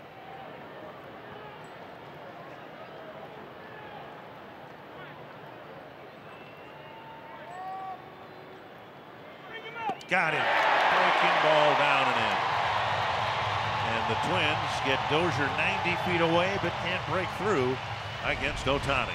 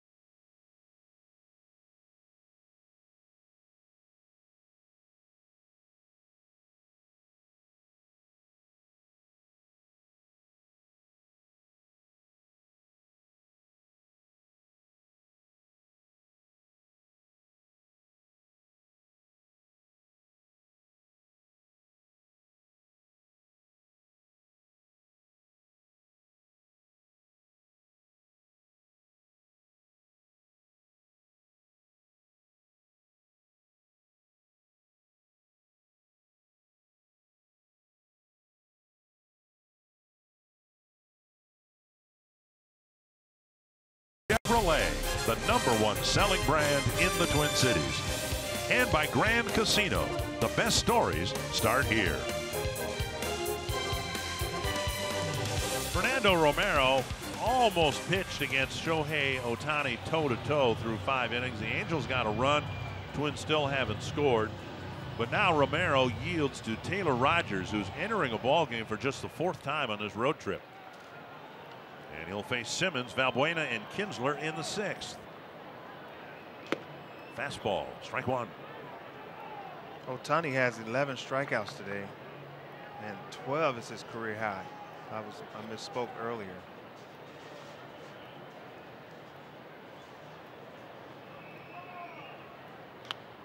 Popped up, short center field. Going out is Dozier. And he'll put it away, 1 down. Well, I tip my cap to Romero. I thought he pitched marvelously because he had a 1-2-3 inning, and then in every inning after that, the Angels were in position to score and perhaps score with a crooked number, and he gave up just 1 run over 5 innings. Yeah, I mean, this guy is 23 years old, coming up from the minor leagues just a couple weeks ago, and he's pitching a big game against Ohtani. He will never forget this, and he bared down with runners in scoring position, gets some pretty big names. Valbuena takes strike 1. He's so composed, man. He didn't panic. He dug a little deeper when he had trouble out there in the mound. I mean, I love the way he goes about his business. And the fact remains, if the Twins play Cozart's chopper differently, Angels probably don't score in the 5th inning at all. One strike. True statement, Dick. Another pitch in there for a strike. And Valbuena's had an issue with first the third base umpire and a check swing in his last at bat. Now he's upset with David Rackley. 0-2.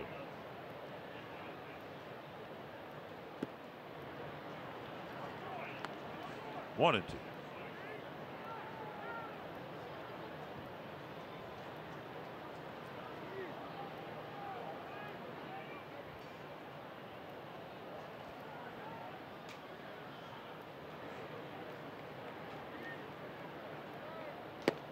Fastball off the plate, 2-2.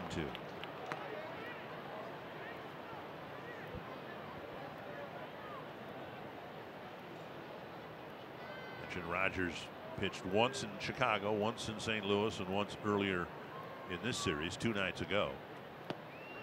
There's a called third strike. Valbuena will walk directly to home plate with no conversation with the home plate umpire. 2 down.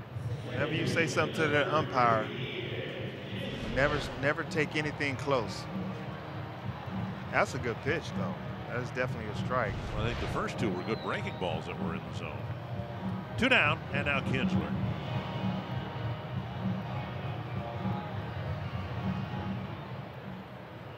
Twins have come back late to win the last 2 ball games. We'll see if they can pull it off for the 3rd time in a row. Rogers' job is to keep things 1-0. Here's a foul back out of play.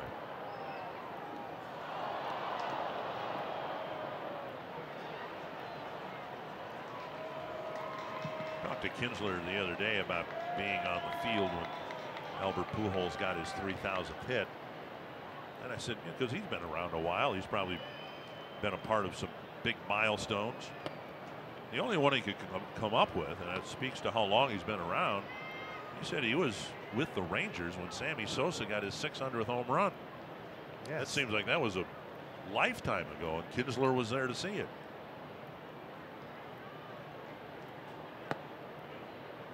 Ooh. I just thought he had strike 3. You know, the hardest thing to do is to stay in the big leagues, and Kinsler's been around. Fastball inside from the lefty. That's a good pitch. He called it a strike earlier on Valbuena. 1-2. Missing inside again, I guess. He's touching 94. He's feeling good right now. Again, he's been the least used Twins reliever this side of Phil Hughes. 2-2. Curveball. And now a full count.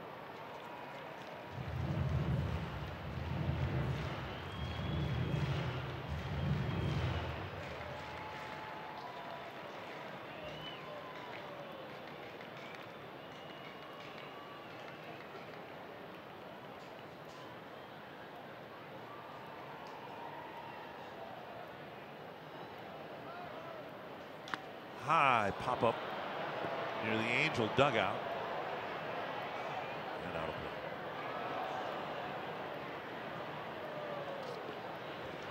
Twins head home, open up a 9-game homestand tomorrow, starting with the makeup game against the Mariners. And then in June, the Angels come to the Twin Cities, second weekend in June.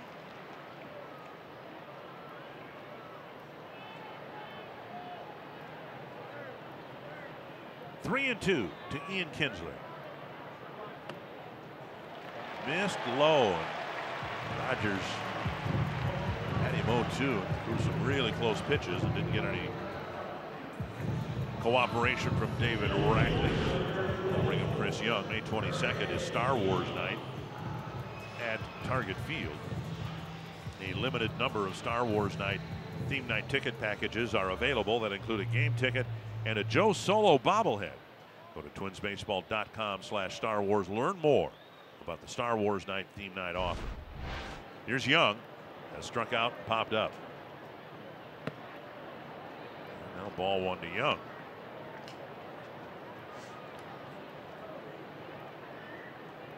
Young with the Diamondbacks, he has some really good years over there. He played really good center field and hit for some power. But he continues to find a job and stay around. Say he's a really good clubhouse, good teammate.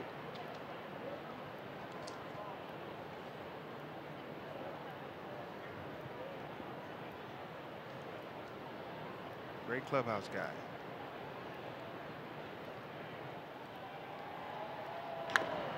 Chopper to Escobar.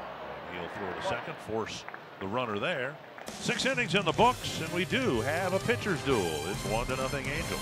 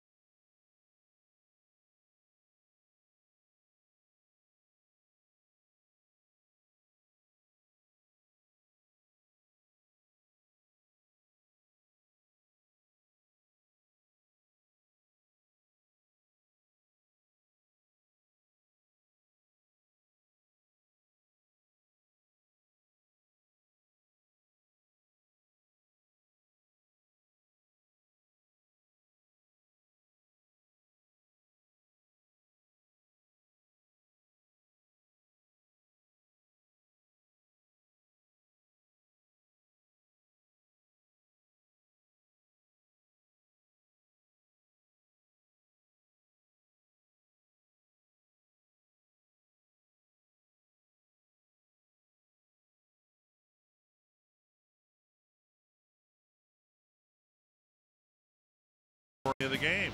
Yeah, Romero, you know, he continues to pitch really well. He gave up his first run today, and he had 4 hits, 1 earned run, 3 walks, 6 Ks.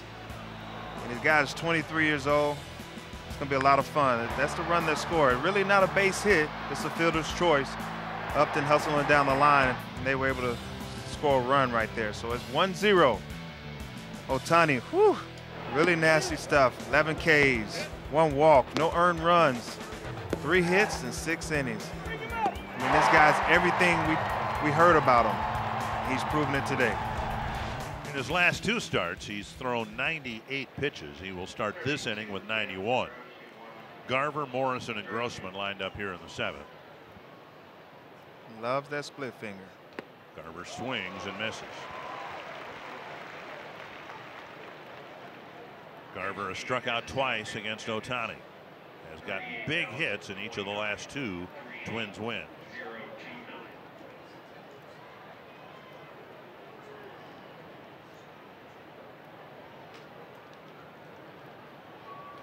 Fastball inside at 97. He doesn't pitch inside. That was the first pitch all day that came in at 97. Well, we saw him walk the leadoff man in the 6th. Dozier. Then he ran the count 3 balls to Kepler before getting him on a fly ball to right. Off the end of the bat. And Valbuena in foul ground makes the catch, 1 away. 1 down in the 7th, and that'll bring up Logan Morrison. You know, he set him up earlier. He threw that fastball 97 inside. It was more of a setup pitch for this slider that Garver just hit off the end of his bat. But here's the sequence. He threw the fastball, 2 fastballs, set him up earlier to speed him up, and he threw the slider to kind of fool him and keep him off balance. Outside ball 1 to Morrison. The Twins have 3 hits. Morrison has 2 of those, and neither one was hit hard at all. A couple of ground ball hits, one up the middle, one pulled into right field.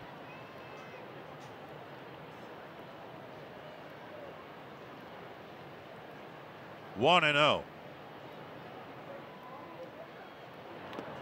Waiting and swinging and missing, 1-1. Ohtani's given up 4 home runs in 32 2/3 innings.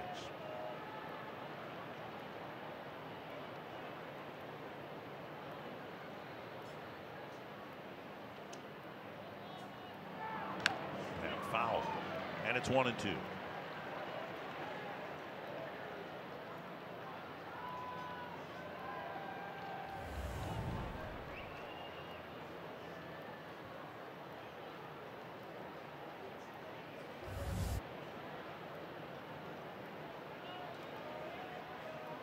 If he can just hang one of these splitters, and we can take advantage of it, it'd be nice.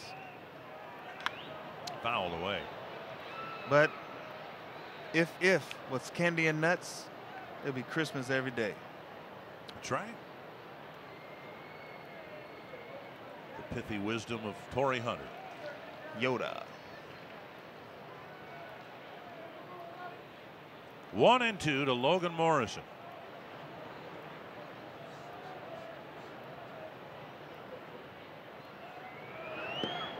Missing inside.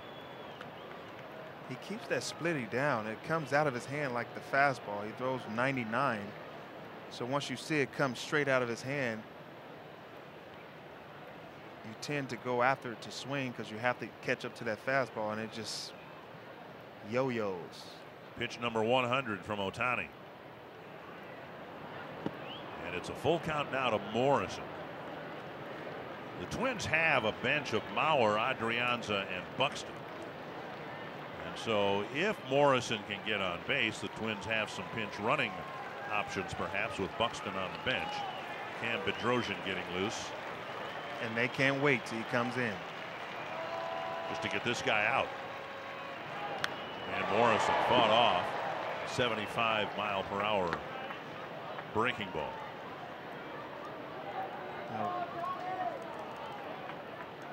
It's amazing when you have a guy pitching like this as a starter. You're like, he's the closer. I mean, he has closer stuff. Right. So whenever the bullpen comes in, and usually that's their job to come in and get you out. You're thankful to face Cam Bedrosian. Morrison hacks a foul. And as the Angels try to solve the Ohtani puzzle, as his role here evolves, you wonder whether that might not be on the table at some point. Could you use him as a position player every day and then bring him in to close in the 8th or 9th inning? Nah, that'd be tough. That'd be tough. I mean, unless he's DHing. If he's DHing, he probably could do it, but he doesn't play a position. He DHs and pitches. You're right. Yeah. And then if you take the DH and put him on the field, even on the mound, then you lose the DH for the balance of the game. Yep. Full count to Logan Morrison. Trying to get something going here against Shohei Ohtani.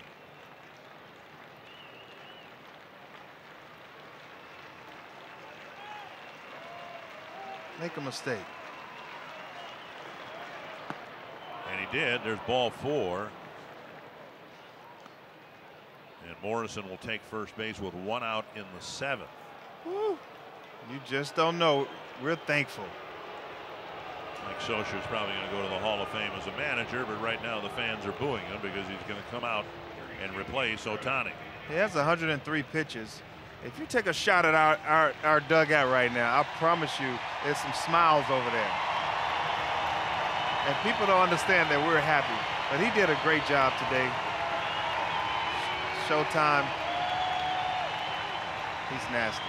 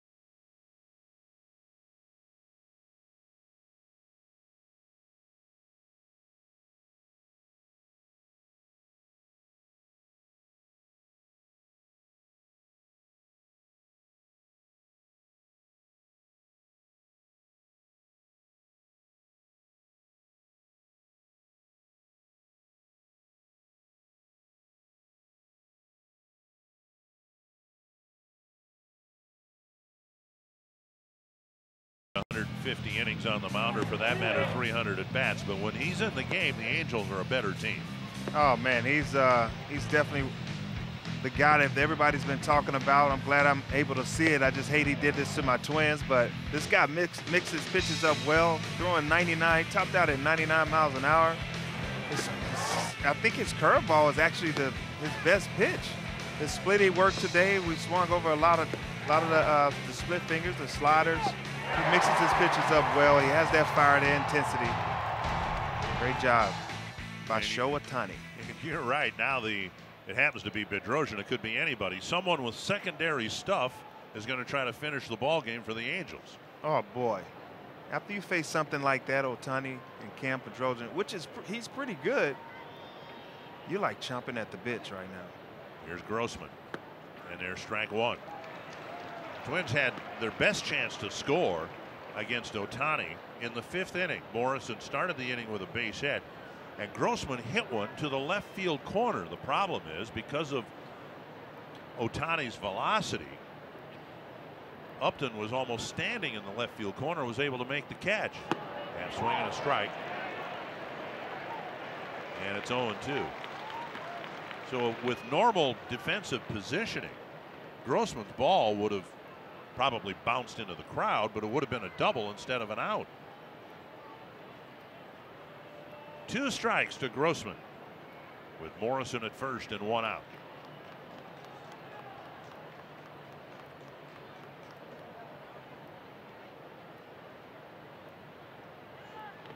Three pitches.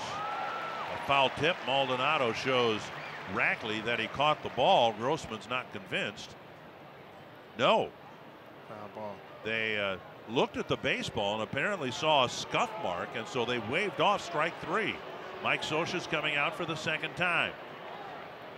David Rackley looked at the baseball from Maldonado and saw what he thought was a scuff mark with the ball hitting the dirt. Scioscia's a guy that when you walk in the clubhouse, he's in the office reading the rule books. So he's very informed on the rules of Major League Baseball. Well, that was interesting because Grossman was out, and now he's not out anymore. Let's take a look at the swing, the foul ball, and whether it hit the dirt. That's a curveball. Oh boy, that. Did he hit it? He made contact, and Maldonado maintained that he caught the ball, and then the umpire looked at the ball and must have seen a scuff mark. 2 strikes, and a ball hit to right field, a base hit. Morrison's going to round second. He's on his way to third, and Calhoun's throw is not in time. Good first to third base running by Logan Morrison, who got a great read on that single to right field. I got to tell you, folks, going first to third on a hard hit ground ball to one of the best right fielders in the game with an arm like that, Logan Morrison has now become one of my favorite base runners. I mean, this is a big guy, a first baseman, a DH, who's actually trying to take that extra 90 feet, trying to get his team in scoring position and make it easier. Gotta love it. Angels were looking at Morrison's slide to see if they wanted to challenge the safe call, but there will be no challenge. And now Mauer will hit in Petit's spot with the tying run 90 feet away. And Buxton, no, Adrianza rather, will run for Morrison. And with Mauer hitting, in essence, a double switch here, and Mauer will stay in the game, take over at first base, and Adrianza will take over at short for Petit.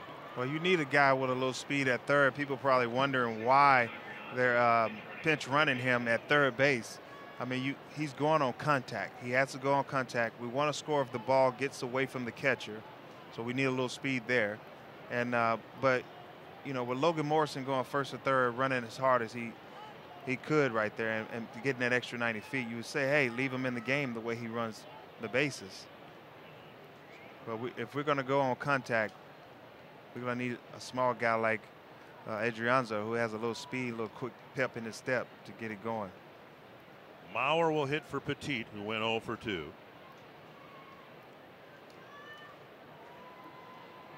Twins got a walk, a 9-pitch walk from Morrison against Ohtani, got him out of the game. Grossman nearly struck out. In fact, for a split second, had struck out. Then on the next pitch, he got a base hit.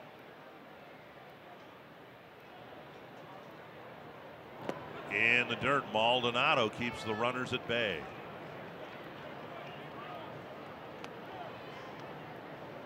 Joe's whole approach, you know, a veteran guy like himself, his whole approach is just to get a pitch up that he can handle and put it in the outfield. He's not trying to hit the ball on the ground. He's just trying to poke this ball in the outfield and give the Twins a run.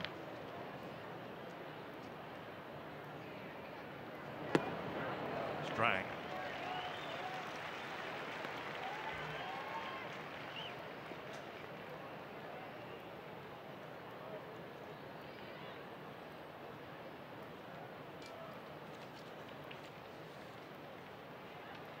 Second straight inning where the Twins have had a runner at third base.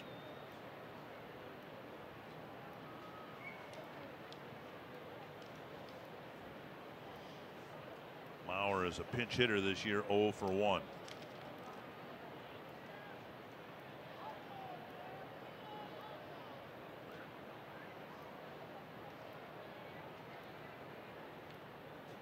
Half swing, did he go?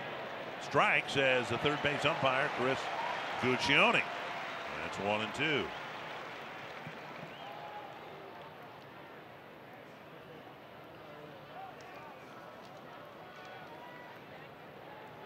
a look at the side swing and see whether we thought Joe went. Yeah, I think he did. Yeah, he went. Trying to get the ball to the outfield deep enough to score Adrianza. You have to get it up. Driven to right, a base hit. Adrianza comes in and the Twins have tied it up. Way to go, Joe. Really no decision for Romero and now a no decision for Ohtani. And the fans are booing the pitching change. First and second, nobody out. I mean, 1 out, excuse me. It's amazing just the mind shift. You know, Joe Mauer is coming up and he golfed that ball. That was a really good curveball. He kept it down and he did his job. But Joe was able to have some back control and get under that and poke it in the outfield. Now to take the lead, Wilson hitting first and second, 1 out.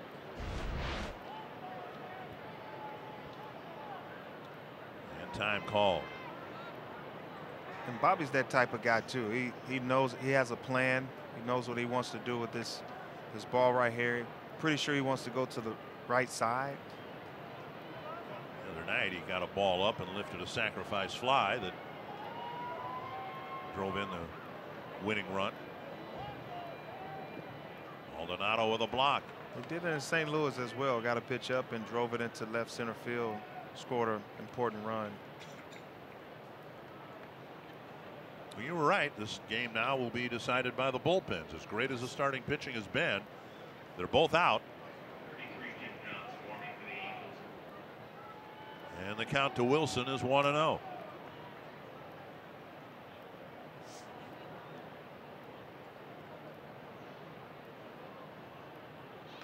Pulled foul. You know, there was a time where we faced Baltimore, went to Baltimore, and Jim Johnson warming up. Yeah, we had a pitcher, and he pitched against us. What was his name? Mike Mussina. Oh, Mike Mussina, yeah. Mike Mussina was on the mound and had 15 strikeouts that game. You remember that? And David Ortiz was on deck. It was 2 outs. Denny Hawkins hit the ball. The guy made an error. And David was on deck. He said, "Oh, man, I don't want to face this guy." And he threw 3 pitches and struck out David to end the game. He didn't want to hit. It was so funny. A lot of debate about whether Messina's a future Hall of Famer. If you're a Twins fan, I think everyone would agree he belongs in the Hall of Fame based on how he pitched against the Twins. Got my vote. 1-2 to Bobby Wilson. Go ahead runs at second, 1 away. Swung on it. It's 2 away. And for the Angels, a little bit of deja vu all over again, to call to a quote Yogi Berra. This was the play in the 2005 playoffs against the White Sox. The catcher was Josh Paul. The hitter was A.J. Pierzynski.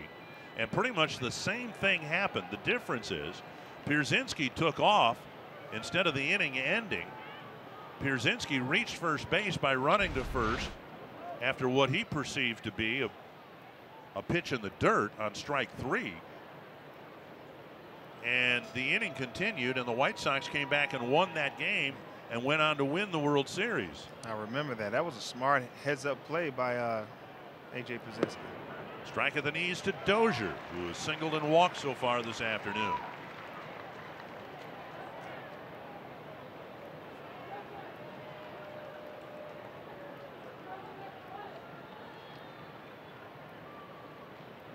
Grossman, the runner at second. They're holding Grossman pretty tight at second base. Inside, and it's 1-1.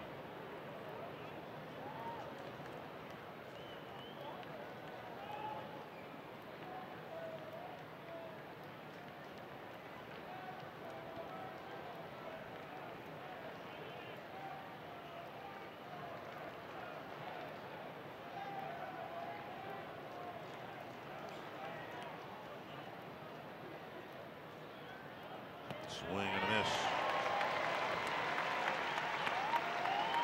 1-2.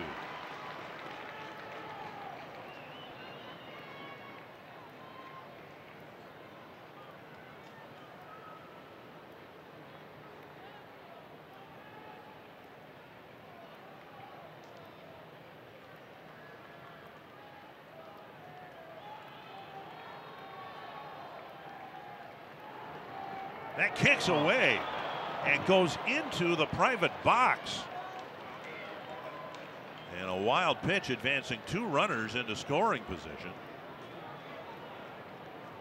And now a hit to the outfield might score 2. Hey, maybe he throws another one. Down to Dozier's 2-2. To Dozier, a lot of these relief pitcher wants to strike out guys, and with Dozier, he's a guy that will swing and miss at that slider, but they love to throw him that slider down and away. Maybe he throws another one.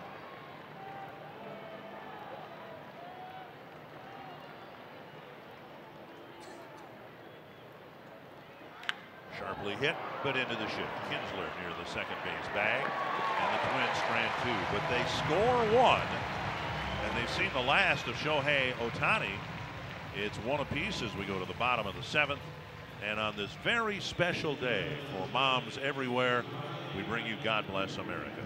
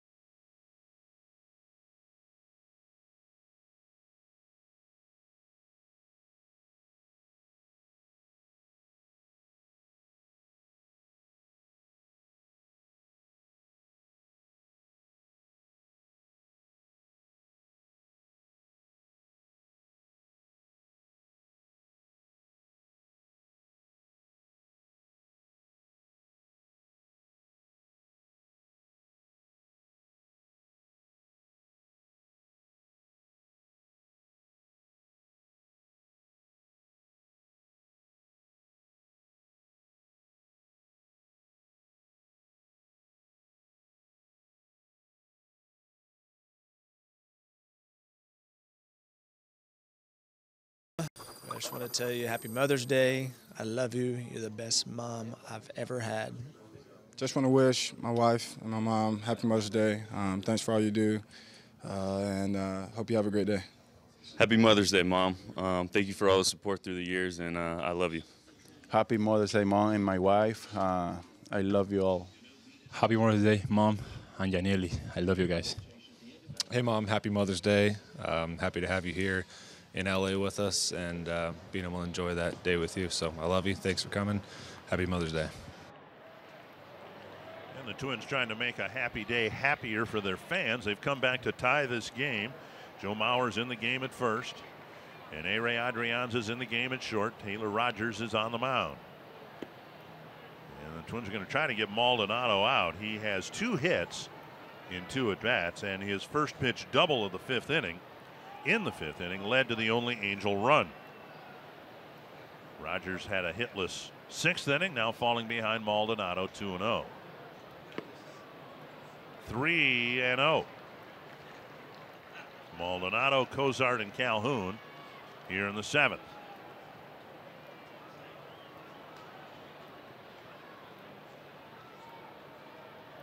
There's a strike, 3-1.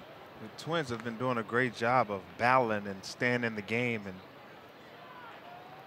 it shows the fight and resilience these guys have in them. You know, after a performance that Ohtani has put on against the Twins, they still have a chance to win this ball game.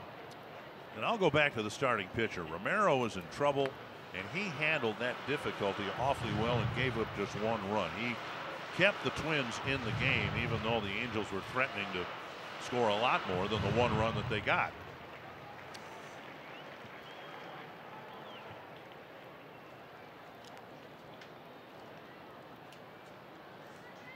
And Maldonado now with a 3-2 count.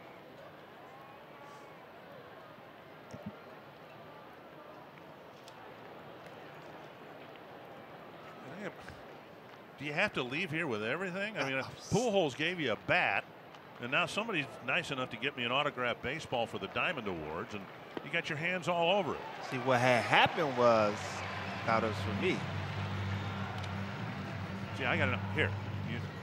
Albert Pujols autographed baseball. It's going in the Diamond Awards. Oh, really? And Tim Meade, just such a wonderful guy anyway, Tim made Meade. the mistake of handing it to you, and it almost never got to me. Tim Meade, he's one of my favorite guys. He's with the Angels president. I love him to death. Well, now an opening walk, putting Maldonado on base with a free pass, and now a pitch up and away to Cozart. The only 1-2-3 inning the Twins have had was Romero's 8-pitch 1-2-3 first inning. Ryan Presley warming up again.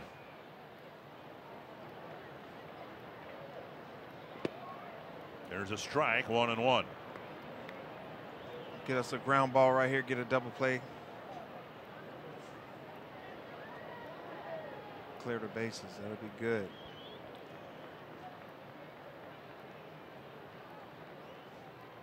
And time called.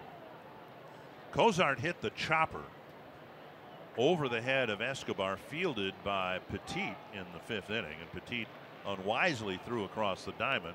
And that allowed Maldonado to go from 2nd to 3rd. And there was another ground ball later that scored the first run of the game. 1-1. And Rogers has thrown now 25 pitches and just 12 strikes. He issued a walk in the 6th. Now an opening walk in the 7th.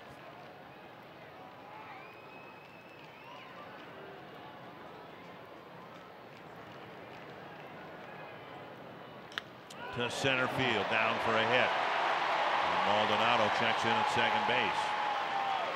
So a leadoff walk and a single, and the Twins have just tied it. Find the Angels jumping right back, and here comes Mike Trout, I believe, to hit for Cole Calhoun. You think Mike Trout is going to bunt right here? I hope he does. Cozart with a base hit up the middle, keeping his inning alive. Replay brought to you by Carrier, and here comes Paul Molly. So we saw the starting lineups today and we thought, Twins without Mauer in the lineup. The Angels without Trout in the lineup, and now here we are in the 7th inning and both guys are in the game. First and second, nobody out. The Angels threatening.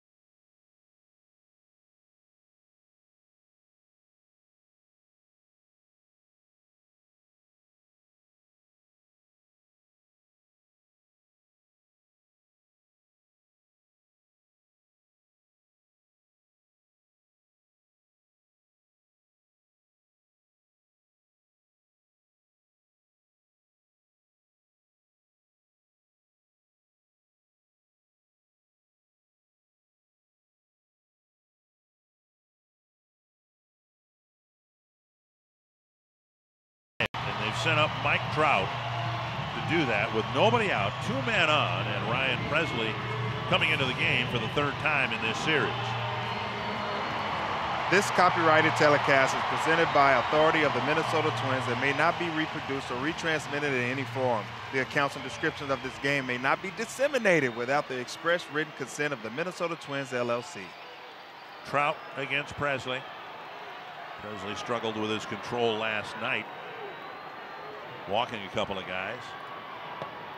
And there's a first pitch strike. Overall, the number's really good for Ryan. He's been touched for a run in his 2 prior appearances in this series. 1-1.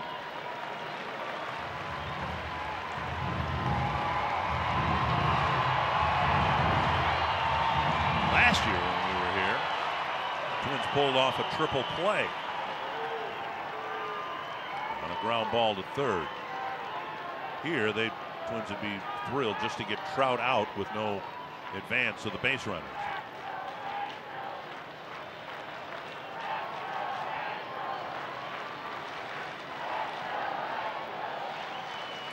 One and one to Trout, not yet.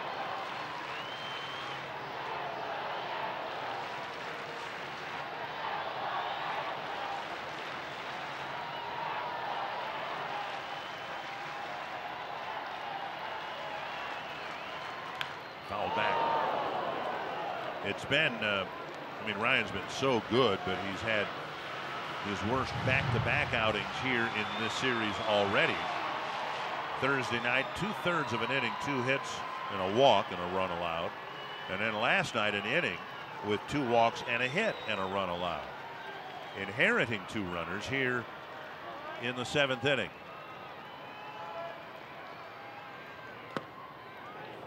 Strike 3. A high strike is called, 1 away. That's a really good pitch. I mean, it's borderline high strike right there. Guess we got to take that. Here's a pitch, fastball, right at the top of the strike zone. And instead of calling it a ball off one of the best hitters in the game, they called it a strike. Thank you. Trout is gone, 1 away, and now Upton. And even when he has made outs in this series, Upton has produced runs. That was the case in the 5th inning when he chopped one to Escobar and beat out a double play. He's not out of the woods yet. He still has a guy with 600 home runs and 3,000 hits behind Justin Upton. Nice block by Wilson, ball 1.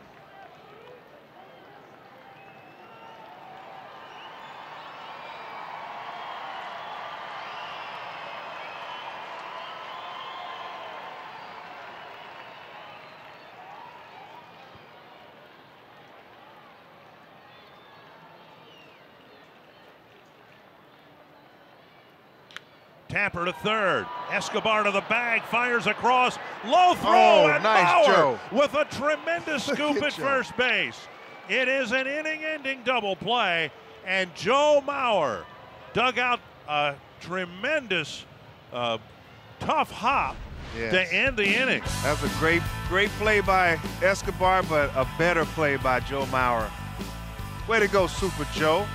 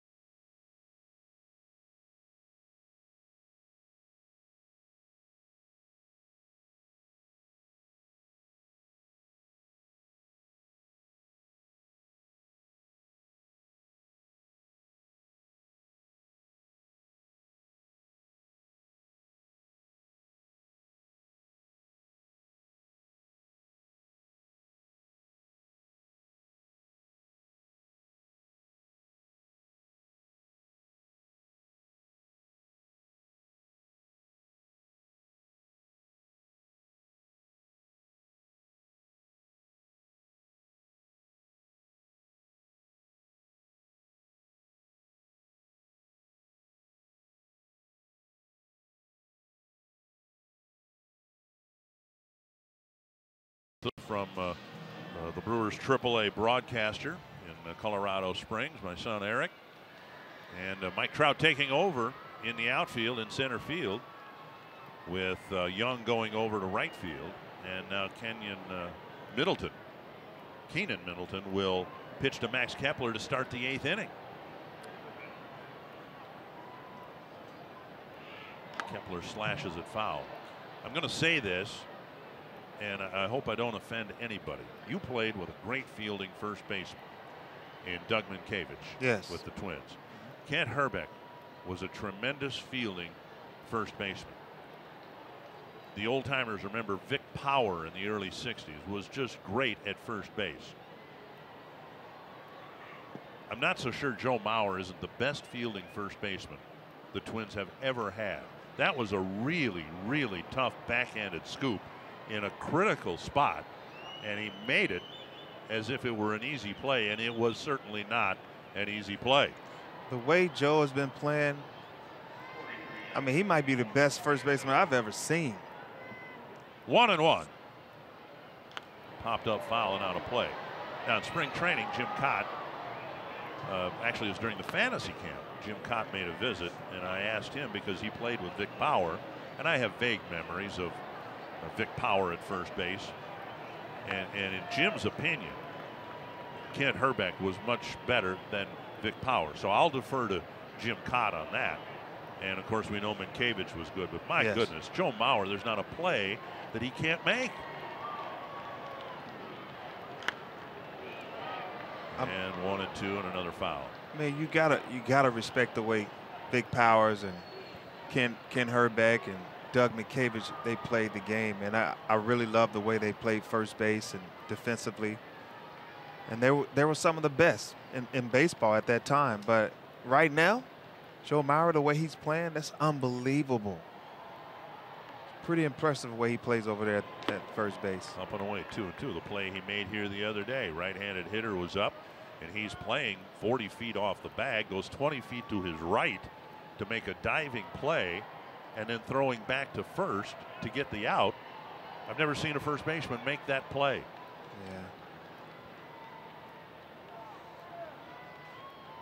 Yeah. 2-2 to the leadoff man here in the 8th.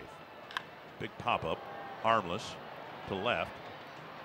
And Upton makes the catch, one away.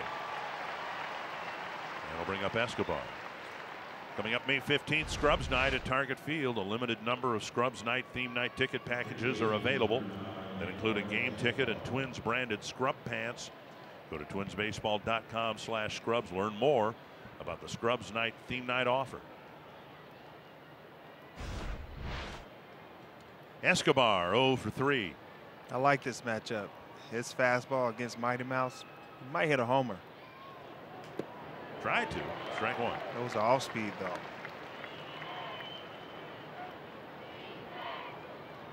Mighty Mouse was looking for the fastball as well. He got fooled by the slider.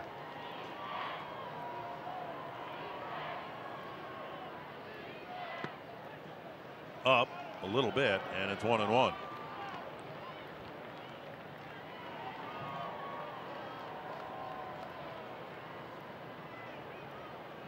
Now Maldonado. No, he's telling him, don't listen to everybody else. Just call the game. What? Suggesting might be hearing something from the Angel dugout. Yeah, something came from the dugout. He's just trying to calm him down. Because Trout was called out on a similar pitch in the bottom of the 7th. Trout 6'2", possibly 6'3". Mighty Mouse is like 5'1".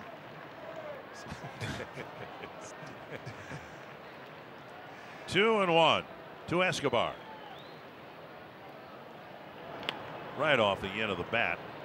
Scooped up by Cozart. 2 down.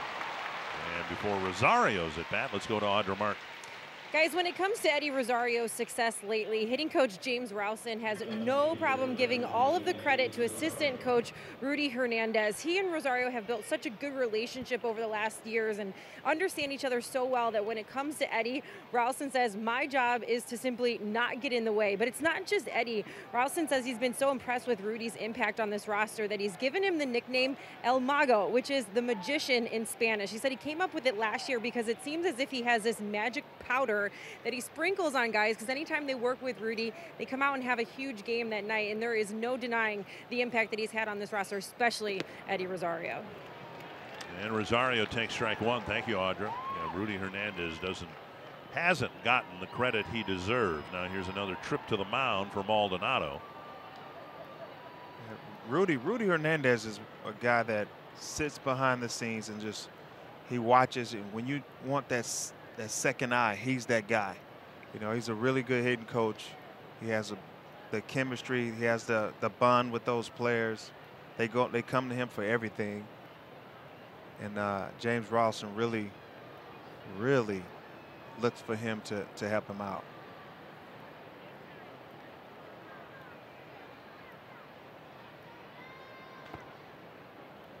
One strike to Rosario.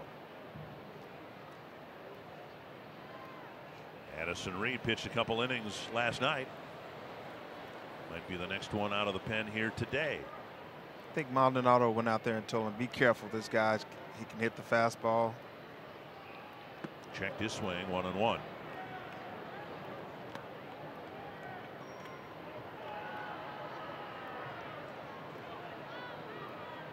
And now Maldonado asked for someone to come out, and this time it will be the trainer. Maldonado noticed something right away about Middleton. He's had some elbow issues, and right after that last pitch, Maldonado motioned to the Angel bench, hey, let's take a look here. Home plate umpire David Rackley is out there to make sure this is a medical trip to the mound. Yeah, the Angels have no one warming up in the bullpen, so I don't know what happened, but he Wow. threw that pitch and missed his spot by a mile. I didn't see anything. He missed time with right elbow inflammation. And for whatever reason, he's coming out in the middle of an inning. And so the Angels, who are, well, remember, we tried to describe this before. They've got a 6-man rotation, a 7-man bullpen. So they're a man short than most teams anyway. And they, like the Twins, have had a lot of bullpen innings thrown in this series. Johnson will pitch next.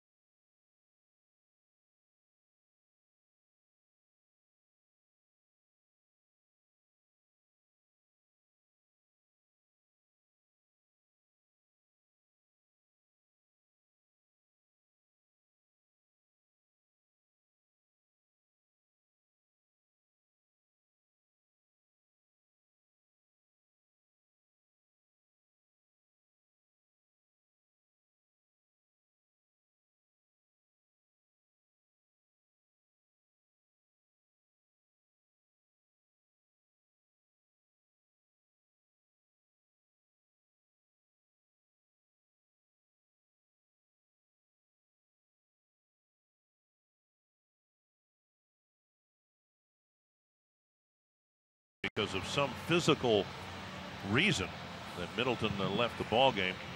Of course, Torrey Hunter had spent most of his career with the Twins and then eventually went to the Angels and Detroit back with the Twins. And Torrey Jr., well, I don't know, he might be on the fast track to the big leagues himself.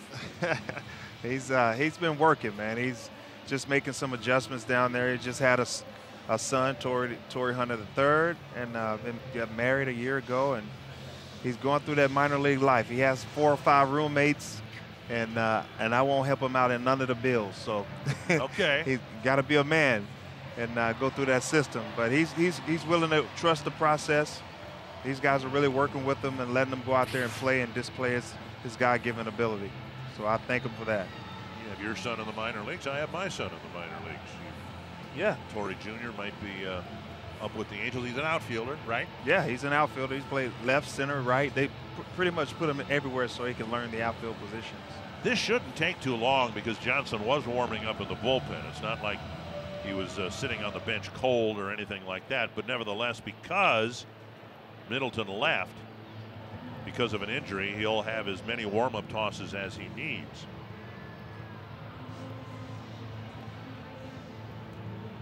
That's the thing with this 6-man rotation, and I would imagine perhaps by the time the Angels come to Minnesota in June, they'll be down to a 5-man rotation because, I mean, you can't carry 14 pitchers. So if you carry 13 pitchers and 6 of them are starters, then you're 1 man short out of the bullpen than the team you're playing against. And now Middleton has to leave with an injury of some sort. And we'll see. Now, when Johnson pitched here the other night, he was not charged with any runs, but 2 of the 3 runs in the 9th inning scored with him on the mound. There was Garver's base hit, Wilson's sacrifice fly. The count to Rosario is 1-1. They still have Alvarez in the bullpen. I think he's. But we haven't seen him. Didn't see him the last 2 nights anyway. And now 2-1.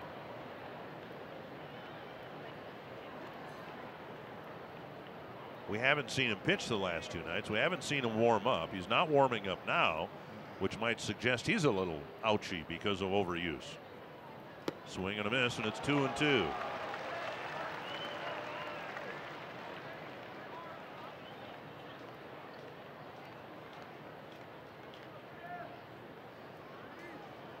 Jim Johnson's the guy you got to get up. His ball runs and sinks really well. He made a mistake a couple nights ago against Garver. Fly ball to left, and Upton comes in, now goes back, now over, makes the catch. And the Twins go down 1-2-3 in their half of the 8th inning.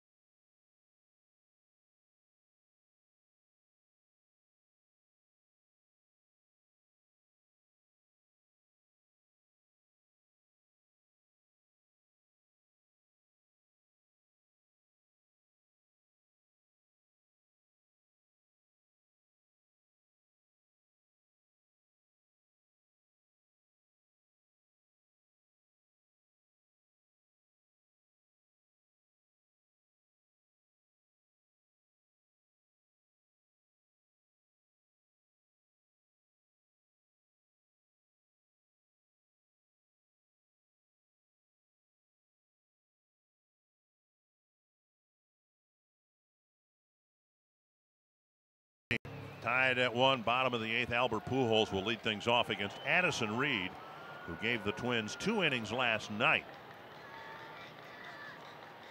And a first pitch strike. It was his first appearance of the series.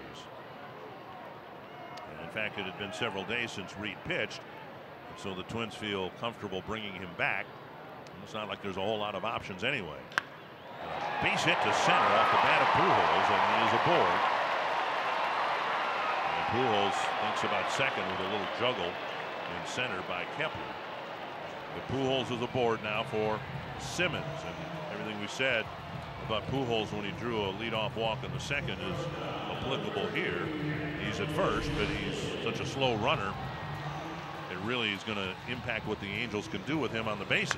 Yeah, don't get it twisted. It's tough. He got a base hit to right center right there, and a little bobble from Kepler. So Pujols pretend like he was going to go to take that extra base, but hey, don't get it twisted. A base run is still a lot of pressure. Pop up short center, and Kepler with the catch, 1 away, and Simmons very quickly retired. Trevor Hildenberger unavailable because he's pitched 3 1/3 innings in 3 different appearances in 3 nights here. Zach Duke has pitched in 2 of the 3 games. Might be available for some work tonight. McGill pitched in the first 2 games. Here is Valbuena, a single and 2 strikeouts. Strike 1. I like Addison Reed. When I faced him, I always respect the way he just focused and battled me. You know, he stayed away. His bread and butter for me as a righty, he stayed away in the outside corner, and he threw strikes. And that's why he's here with the Twins. Fouled away.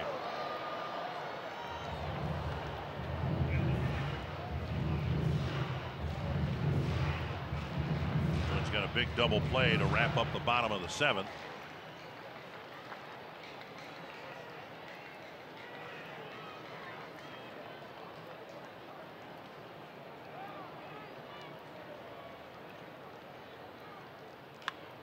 Fly ball to left. And Rosario comes in to make the catch. That's out number 2. That'll bring up Kinsler. Tuesday night, the Cardinals are at Target Field. Coverage begins at 6 o'clock on FS1. Or if you'd like, you can stream it live on Fox Sports Go. I'm going to try Tuesday night. Be listening to the ball game in the boat. I'm going to try to catch some walleyes Tuesday night since I'm not working that game. Really? Yeah. Stealing money. Now, how's that stealing money? Should be working. Well, if I was asked to work, I'd probably work, but not being asked to work, I'm going to go fishing instead. Here's Kinsler. Just outside, ball 1. I always like your answers. Yeah? Yeah, they're pretty good. Last night there were 6 beach balls. Yes. Today 0. Now 2-0. I think it's Mother's Day and everybody wants to be respectful. We Right, love our right. mothers. That makes sense to me. Mothers are at the games and put that ball down, boy. You have to What's listen wrong to with your you? mother, right? I mean, Yes, you should. ma'am. Yeah. Pulled foul. That ball hit beyond the netting here. And from our vantage point, we really can't see how far the netting goes, just beyond the dugouts, I guess. And that one got into the crowd. Most teams extend the netting beyond where the Angels have here at this ballpark. 2-1 to Kinsler.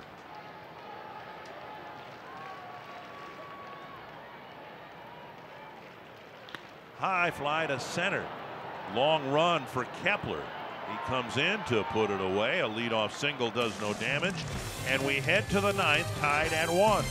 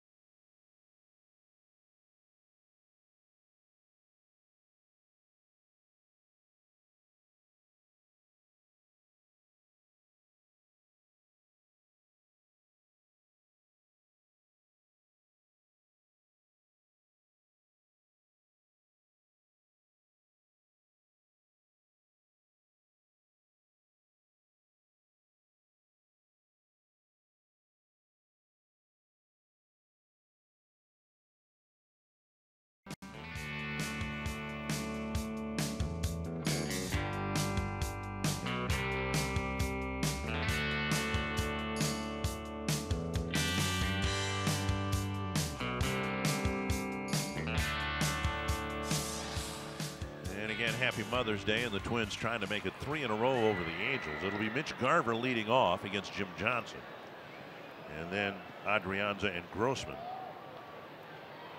Twins winning in their last at bat Friday night, and again last night in the 12th inning. Now here we are in the 9th, tied at 1, trying to make it 3 late steals in a row.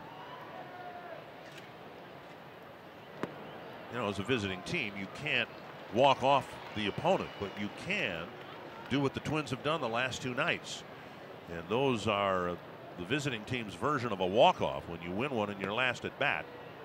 1-1. Twins have lost 5 games in walk-off fashion. They have 2 walk-offs of their own, and then the last 2 wins here in Anaheim help balance things a little bit.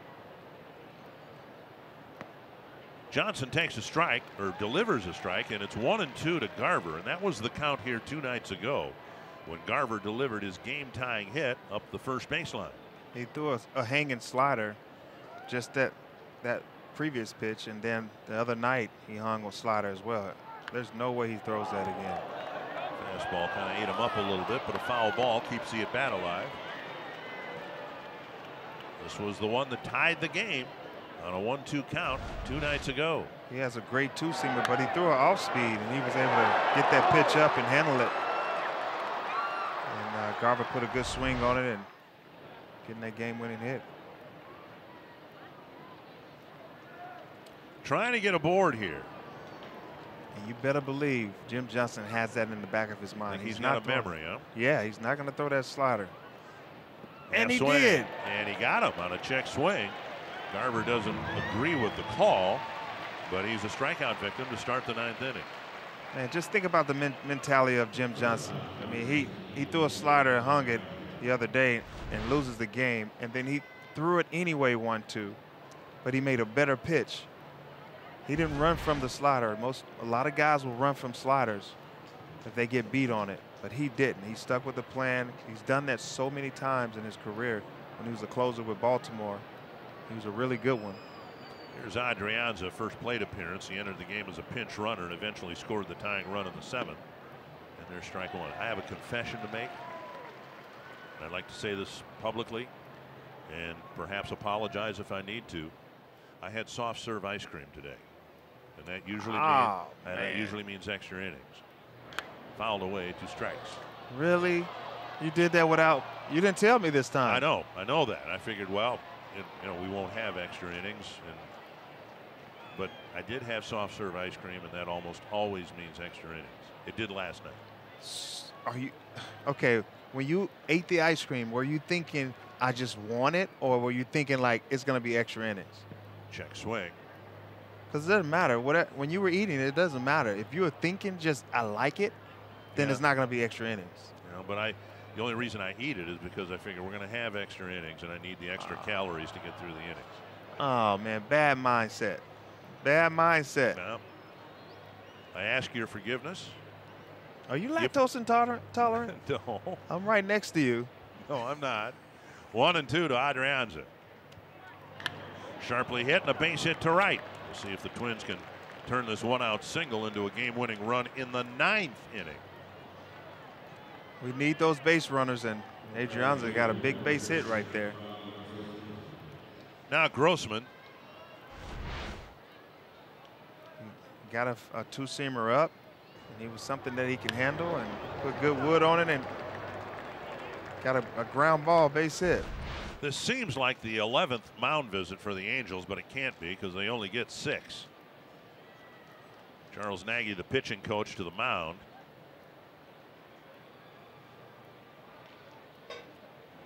And Grossman will hit, and how a game can swing so quickly. Grossman, it looked for a while like he had struck out in the 7th inning. Question. And then on the next pitch, he got a base hit. Eventually, the Twins got the game tied up. As you see Fernando Rodney and Zach Duke getting loose. Question. Yes. He goes out. That's maybe his 5th visit.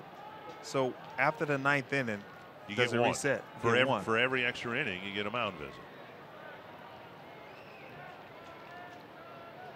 And Adrianza looked like he was leaning toward second base. He got back safely. Twins haven't done much running at all on this road trip. And this might be a situation here for Adrianza, who can steal a base, certainly. He's got a couple in his 2 tries.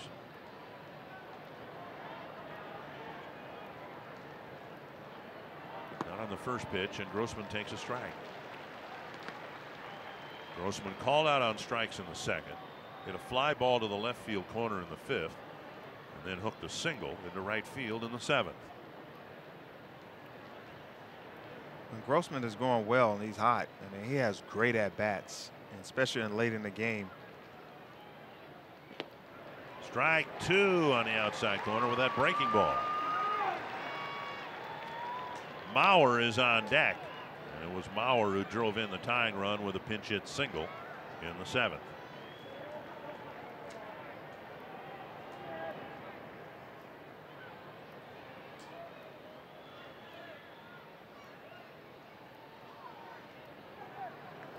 Close. And again, Adrianza looked like, well, he had a big lead, but it looked like he was leaning towards second base. Yeah, he kind of caught him in between shuffles, like his feet together right here, in between shuffles. And once you get caught in between shuffles, it's hard to make that recovery. That's why you never take the lead by putting your feet together and then take a lead. You never keep your feet together. You kind of keep them apart and you inch off by keeping space. So if you get a between. reaction from the pitcher, a pickoff throw, you've got some foundation to push back to the bag. Yeah, you never get caught with your feet together. See, that is a better lead.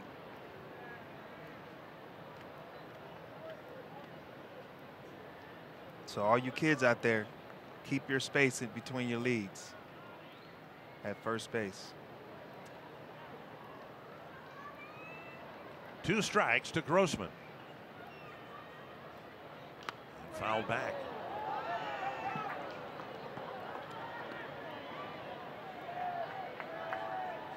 The Twins have gotten good production from the 6th spot in the batting order. First Morrison and now Adrianza. On a day when there haven't been too many base runners, that position has been on base 4 times.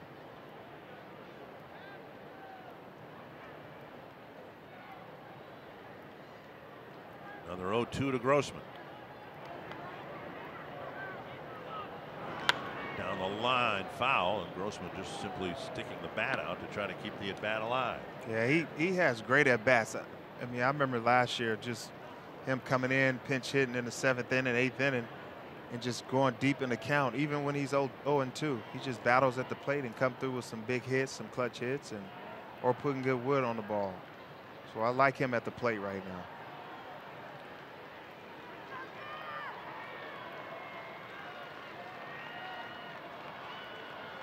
Again, 2 strikes to Grossman. Inside, snap throw to first. Adrianza back, and nice block by Valbuena. Keep that ball from going down the right field line. Second time today that we've seen Maldonado back pick a runner at first base, or try to.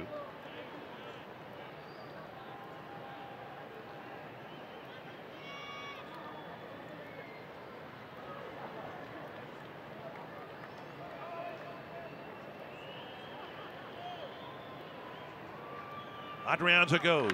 Pitch hit to gap in right center field. Chased by Young. He won't get there. It one-hops the wall. Adrianza around third. He's coming home. Kinsler's throw to the plate.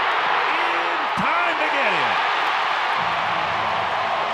A perfect relay from Young in right to Kinsler to Maldonado.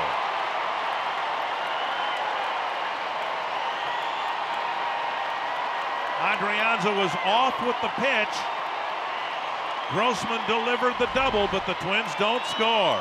Yeah, Adrianza was taken off right there, didn't really pick up the ball, and he kind of stumbled around third base. He slowed down or miscounted his running. See how he slowed down before second base, didn't see the ball, didn't pick up the ball, and then he had a choppy step right there that kind of cost him a couple steps, and a perfect execution by the Angels. Twins are challenging it, thinking that Adrianza's hand might have gotten to the edge of the plate before Maldonado's tag.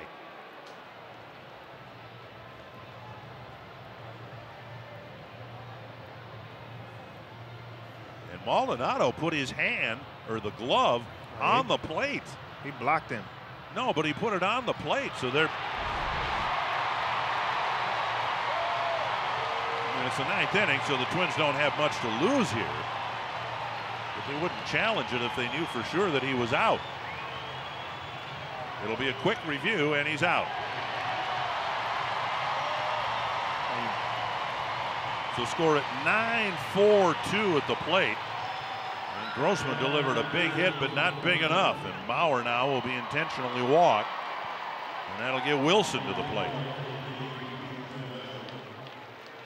So they want no part of Mauer after his pinch hit RBI single in the 7th.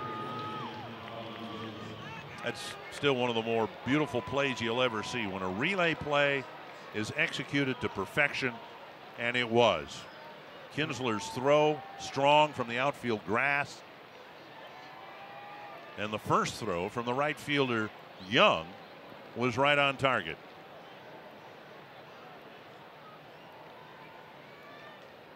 Two hits and an intentional walk in the inning, but it's still tied at 1. And Wilson takes inside, ball 1. Let's go, Bobby Wilson. Do what you do best. Come through. Come on late like Johnny Carson. What? Well, now you're dating yourself. You got to update it. You know, Jimmy Jay, Kimmel. Yeah, Fallon. He's blocked by Maldonado, and it's 2-0. Well, Johnson's hardly had a smooth ride here in his last 2 outings. Again, the Twins scored a couple of runs. They weren't charged to Johnson, but he was on the mound for the at-bats that produced the last 2 runs that turned the game around Friday night. They got the last out of the 8th. And after striking out Garver, single, double. And now 3-0 to Wilson after the intentional walk to Mauer. Dozier on deck. 3-0 to Wilson to get to Dozier. Wow. Well, Wilson's got to be taking here, right? Yeah, he's definitely taking.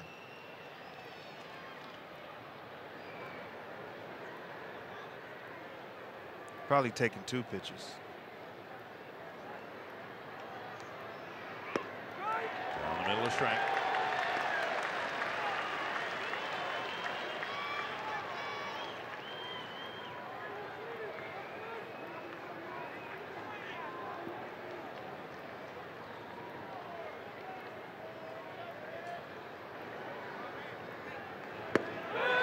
Ball 4 on a close pitch. And Maldonado couldn't believe they didn't get the call. And Mike Scioscia will come out to the mound and make a pitching change. And again, it won't be Alvarez, the lone lefty we haven't seen the last couple days. Close pitch taken for ball 4. They'll be loaded for another right-handed reliever for the Angels. Twins in the 9th, trying to win one in their last at bat again.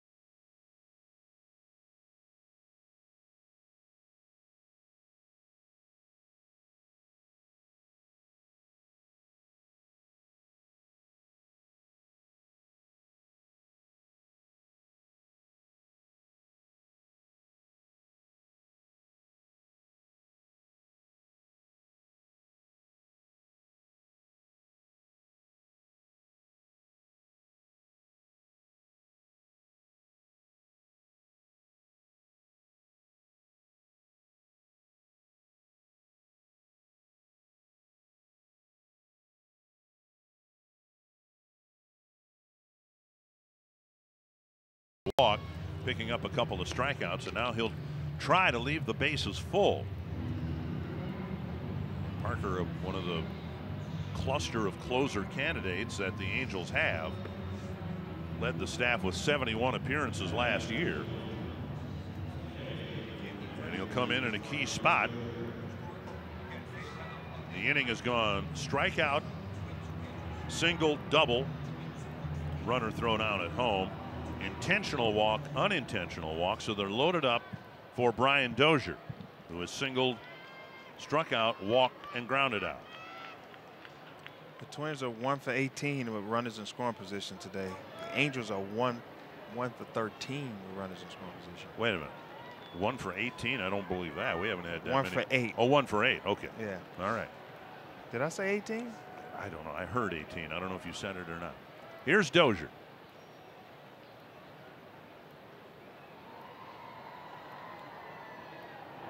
Big pop-up.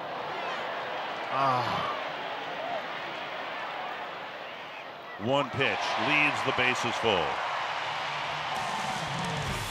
And we go to the bottom of the ninth. Tied at 1.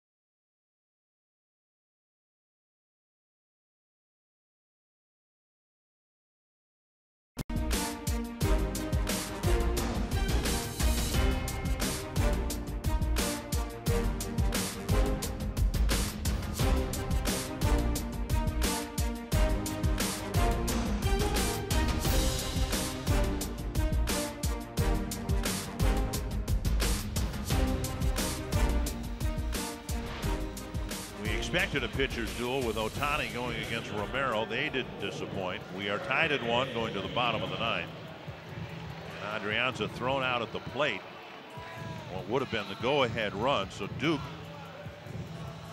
will come in now. He has not given up an earned run in his last 13 appearances. And he will face Young, Maldonado, and Cozart in the bottom of the ninth. Young is 0 for 3, made a good play in the gap on Grossman's double in the top half of this inning. Swing and a miss, 1 strike. Duke pitched last night, gave up a hit and a walk, but pitched a scoreless inning in the 12-inning win. Chris Young is more of a pull guy, and with Zach Duke out there throwing that invisible ball, and either he's going to hit that ball off the end of the bat or he's going to miss it.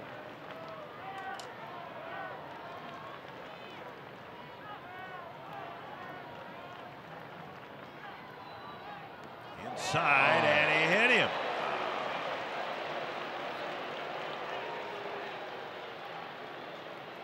On an 0-2 pitch. I think he got hit. Young will walk to first.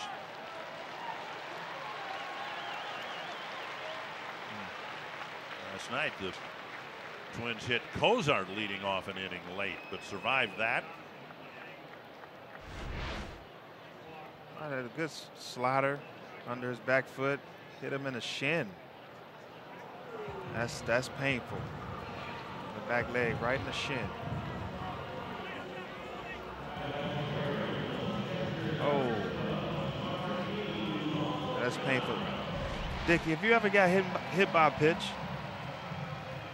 Yeah, in high school I got hit in the eye actually. You got hit in the eye? Yes. Oh man, that you're a part of the fraternity. If you've gotten hit by a pitch, you understand the game of baseball. Here's Maldonado squaring and dropping down a bunt. And it's good enough to advance Young to second, 1 away. Maldonado's had a productive day at the plate, and Angels are hoping his sacrifice will lead to a win here.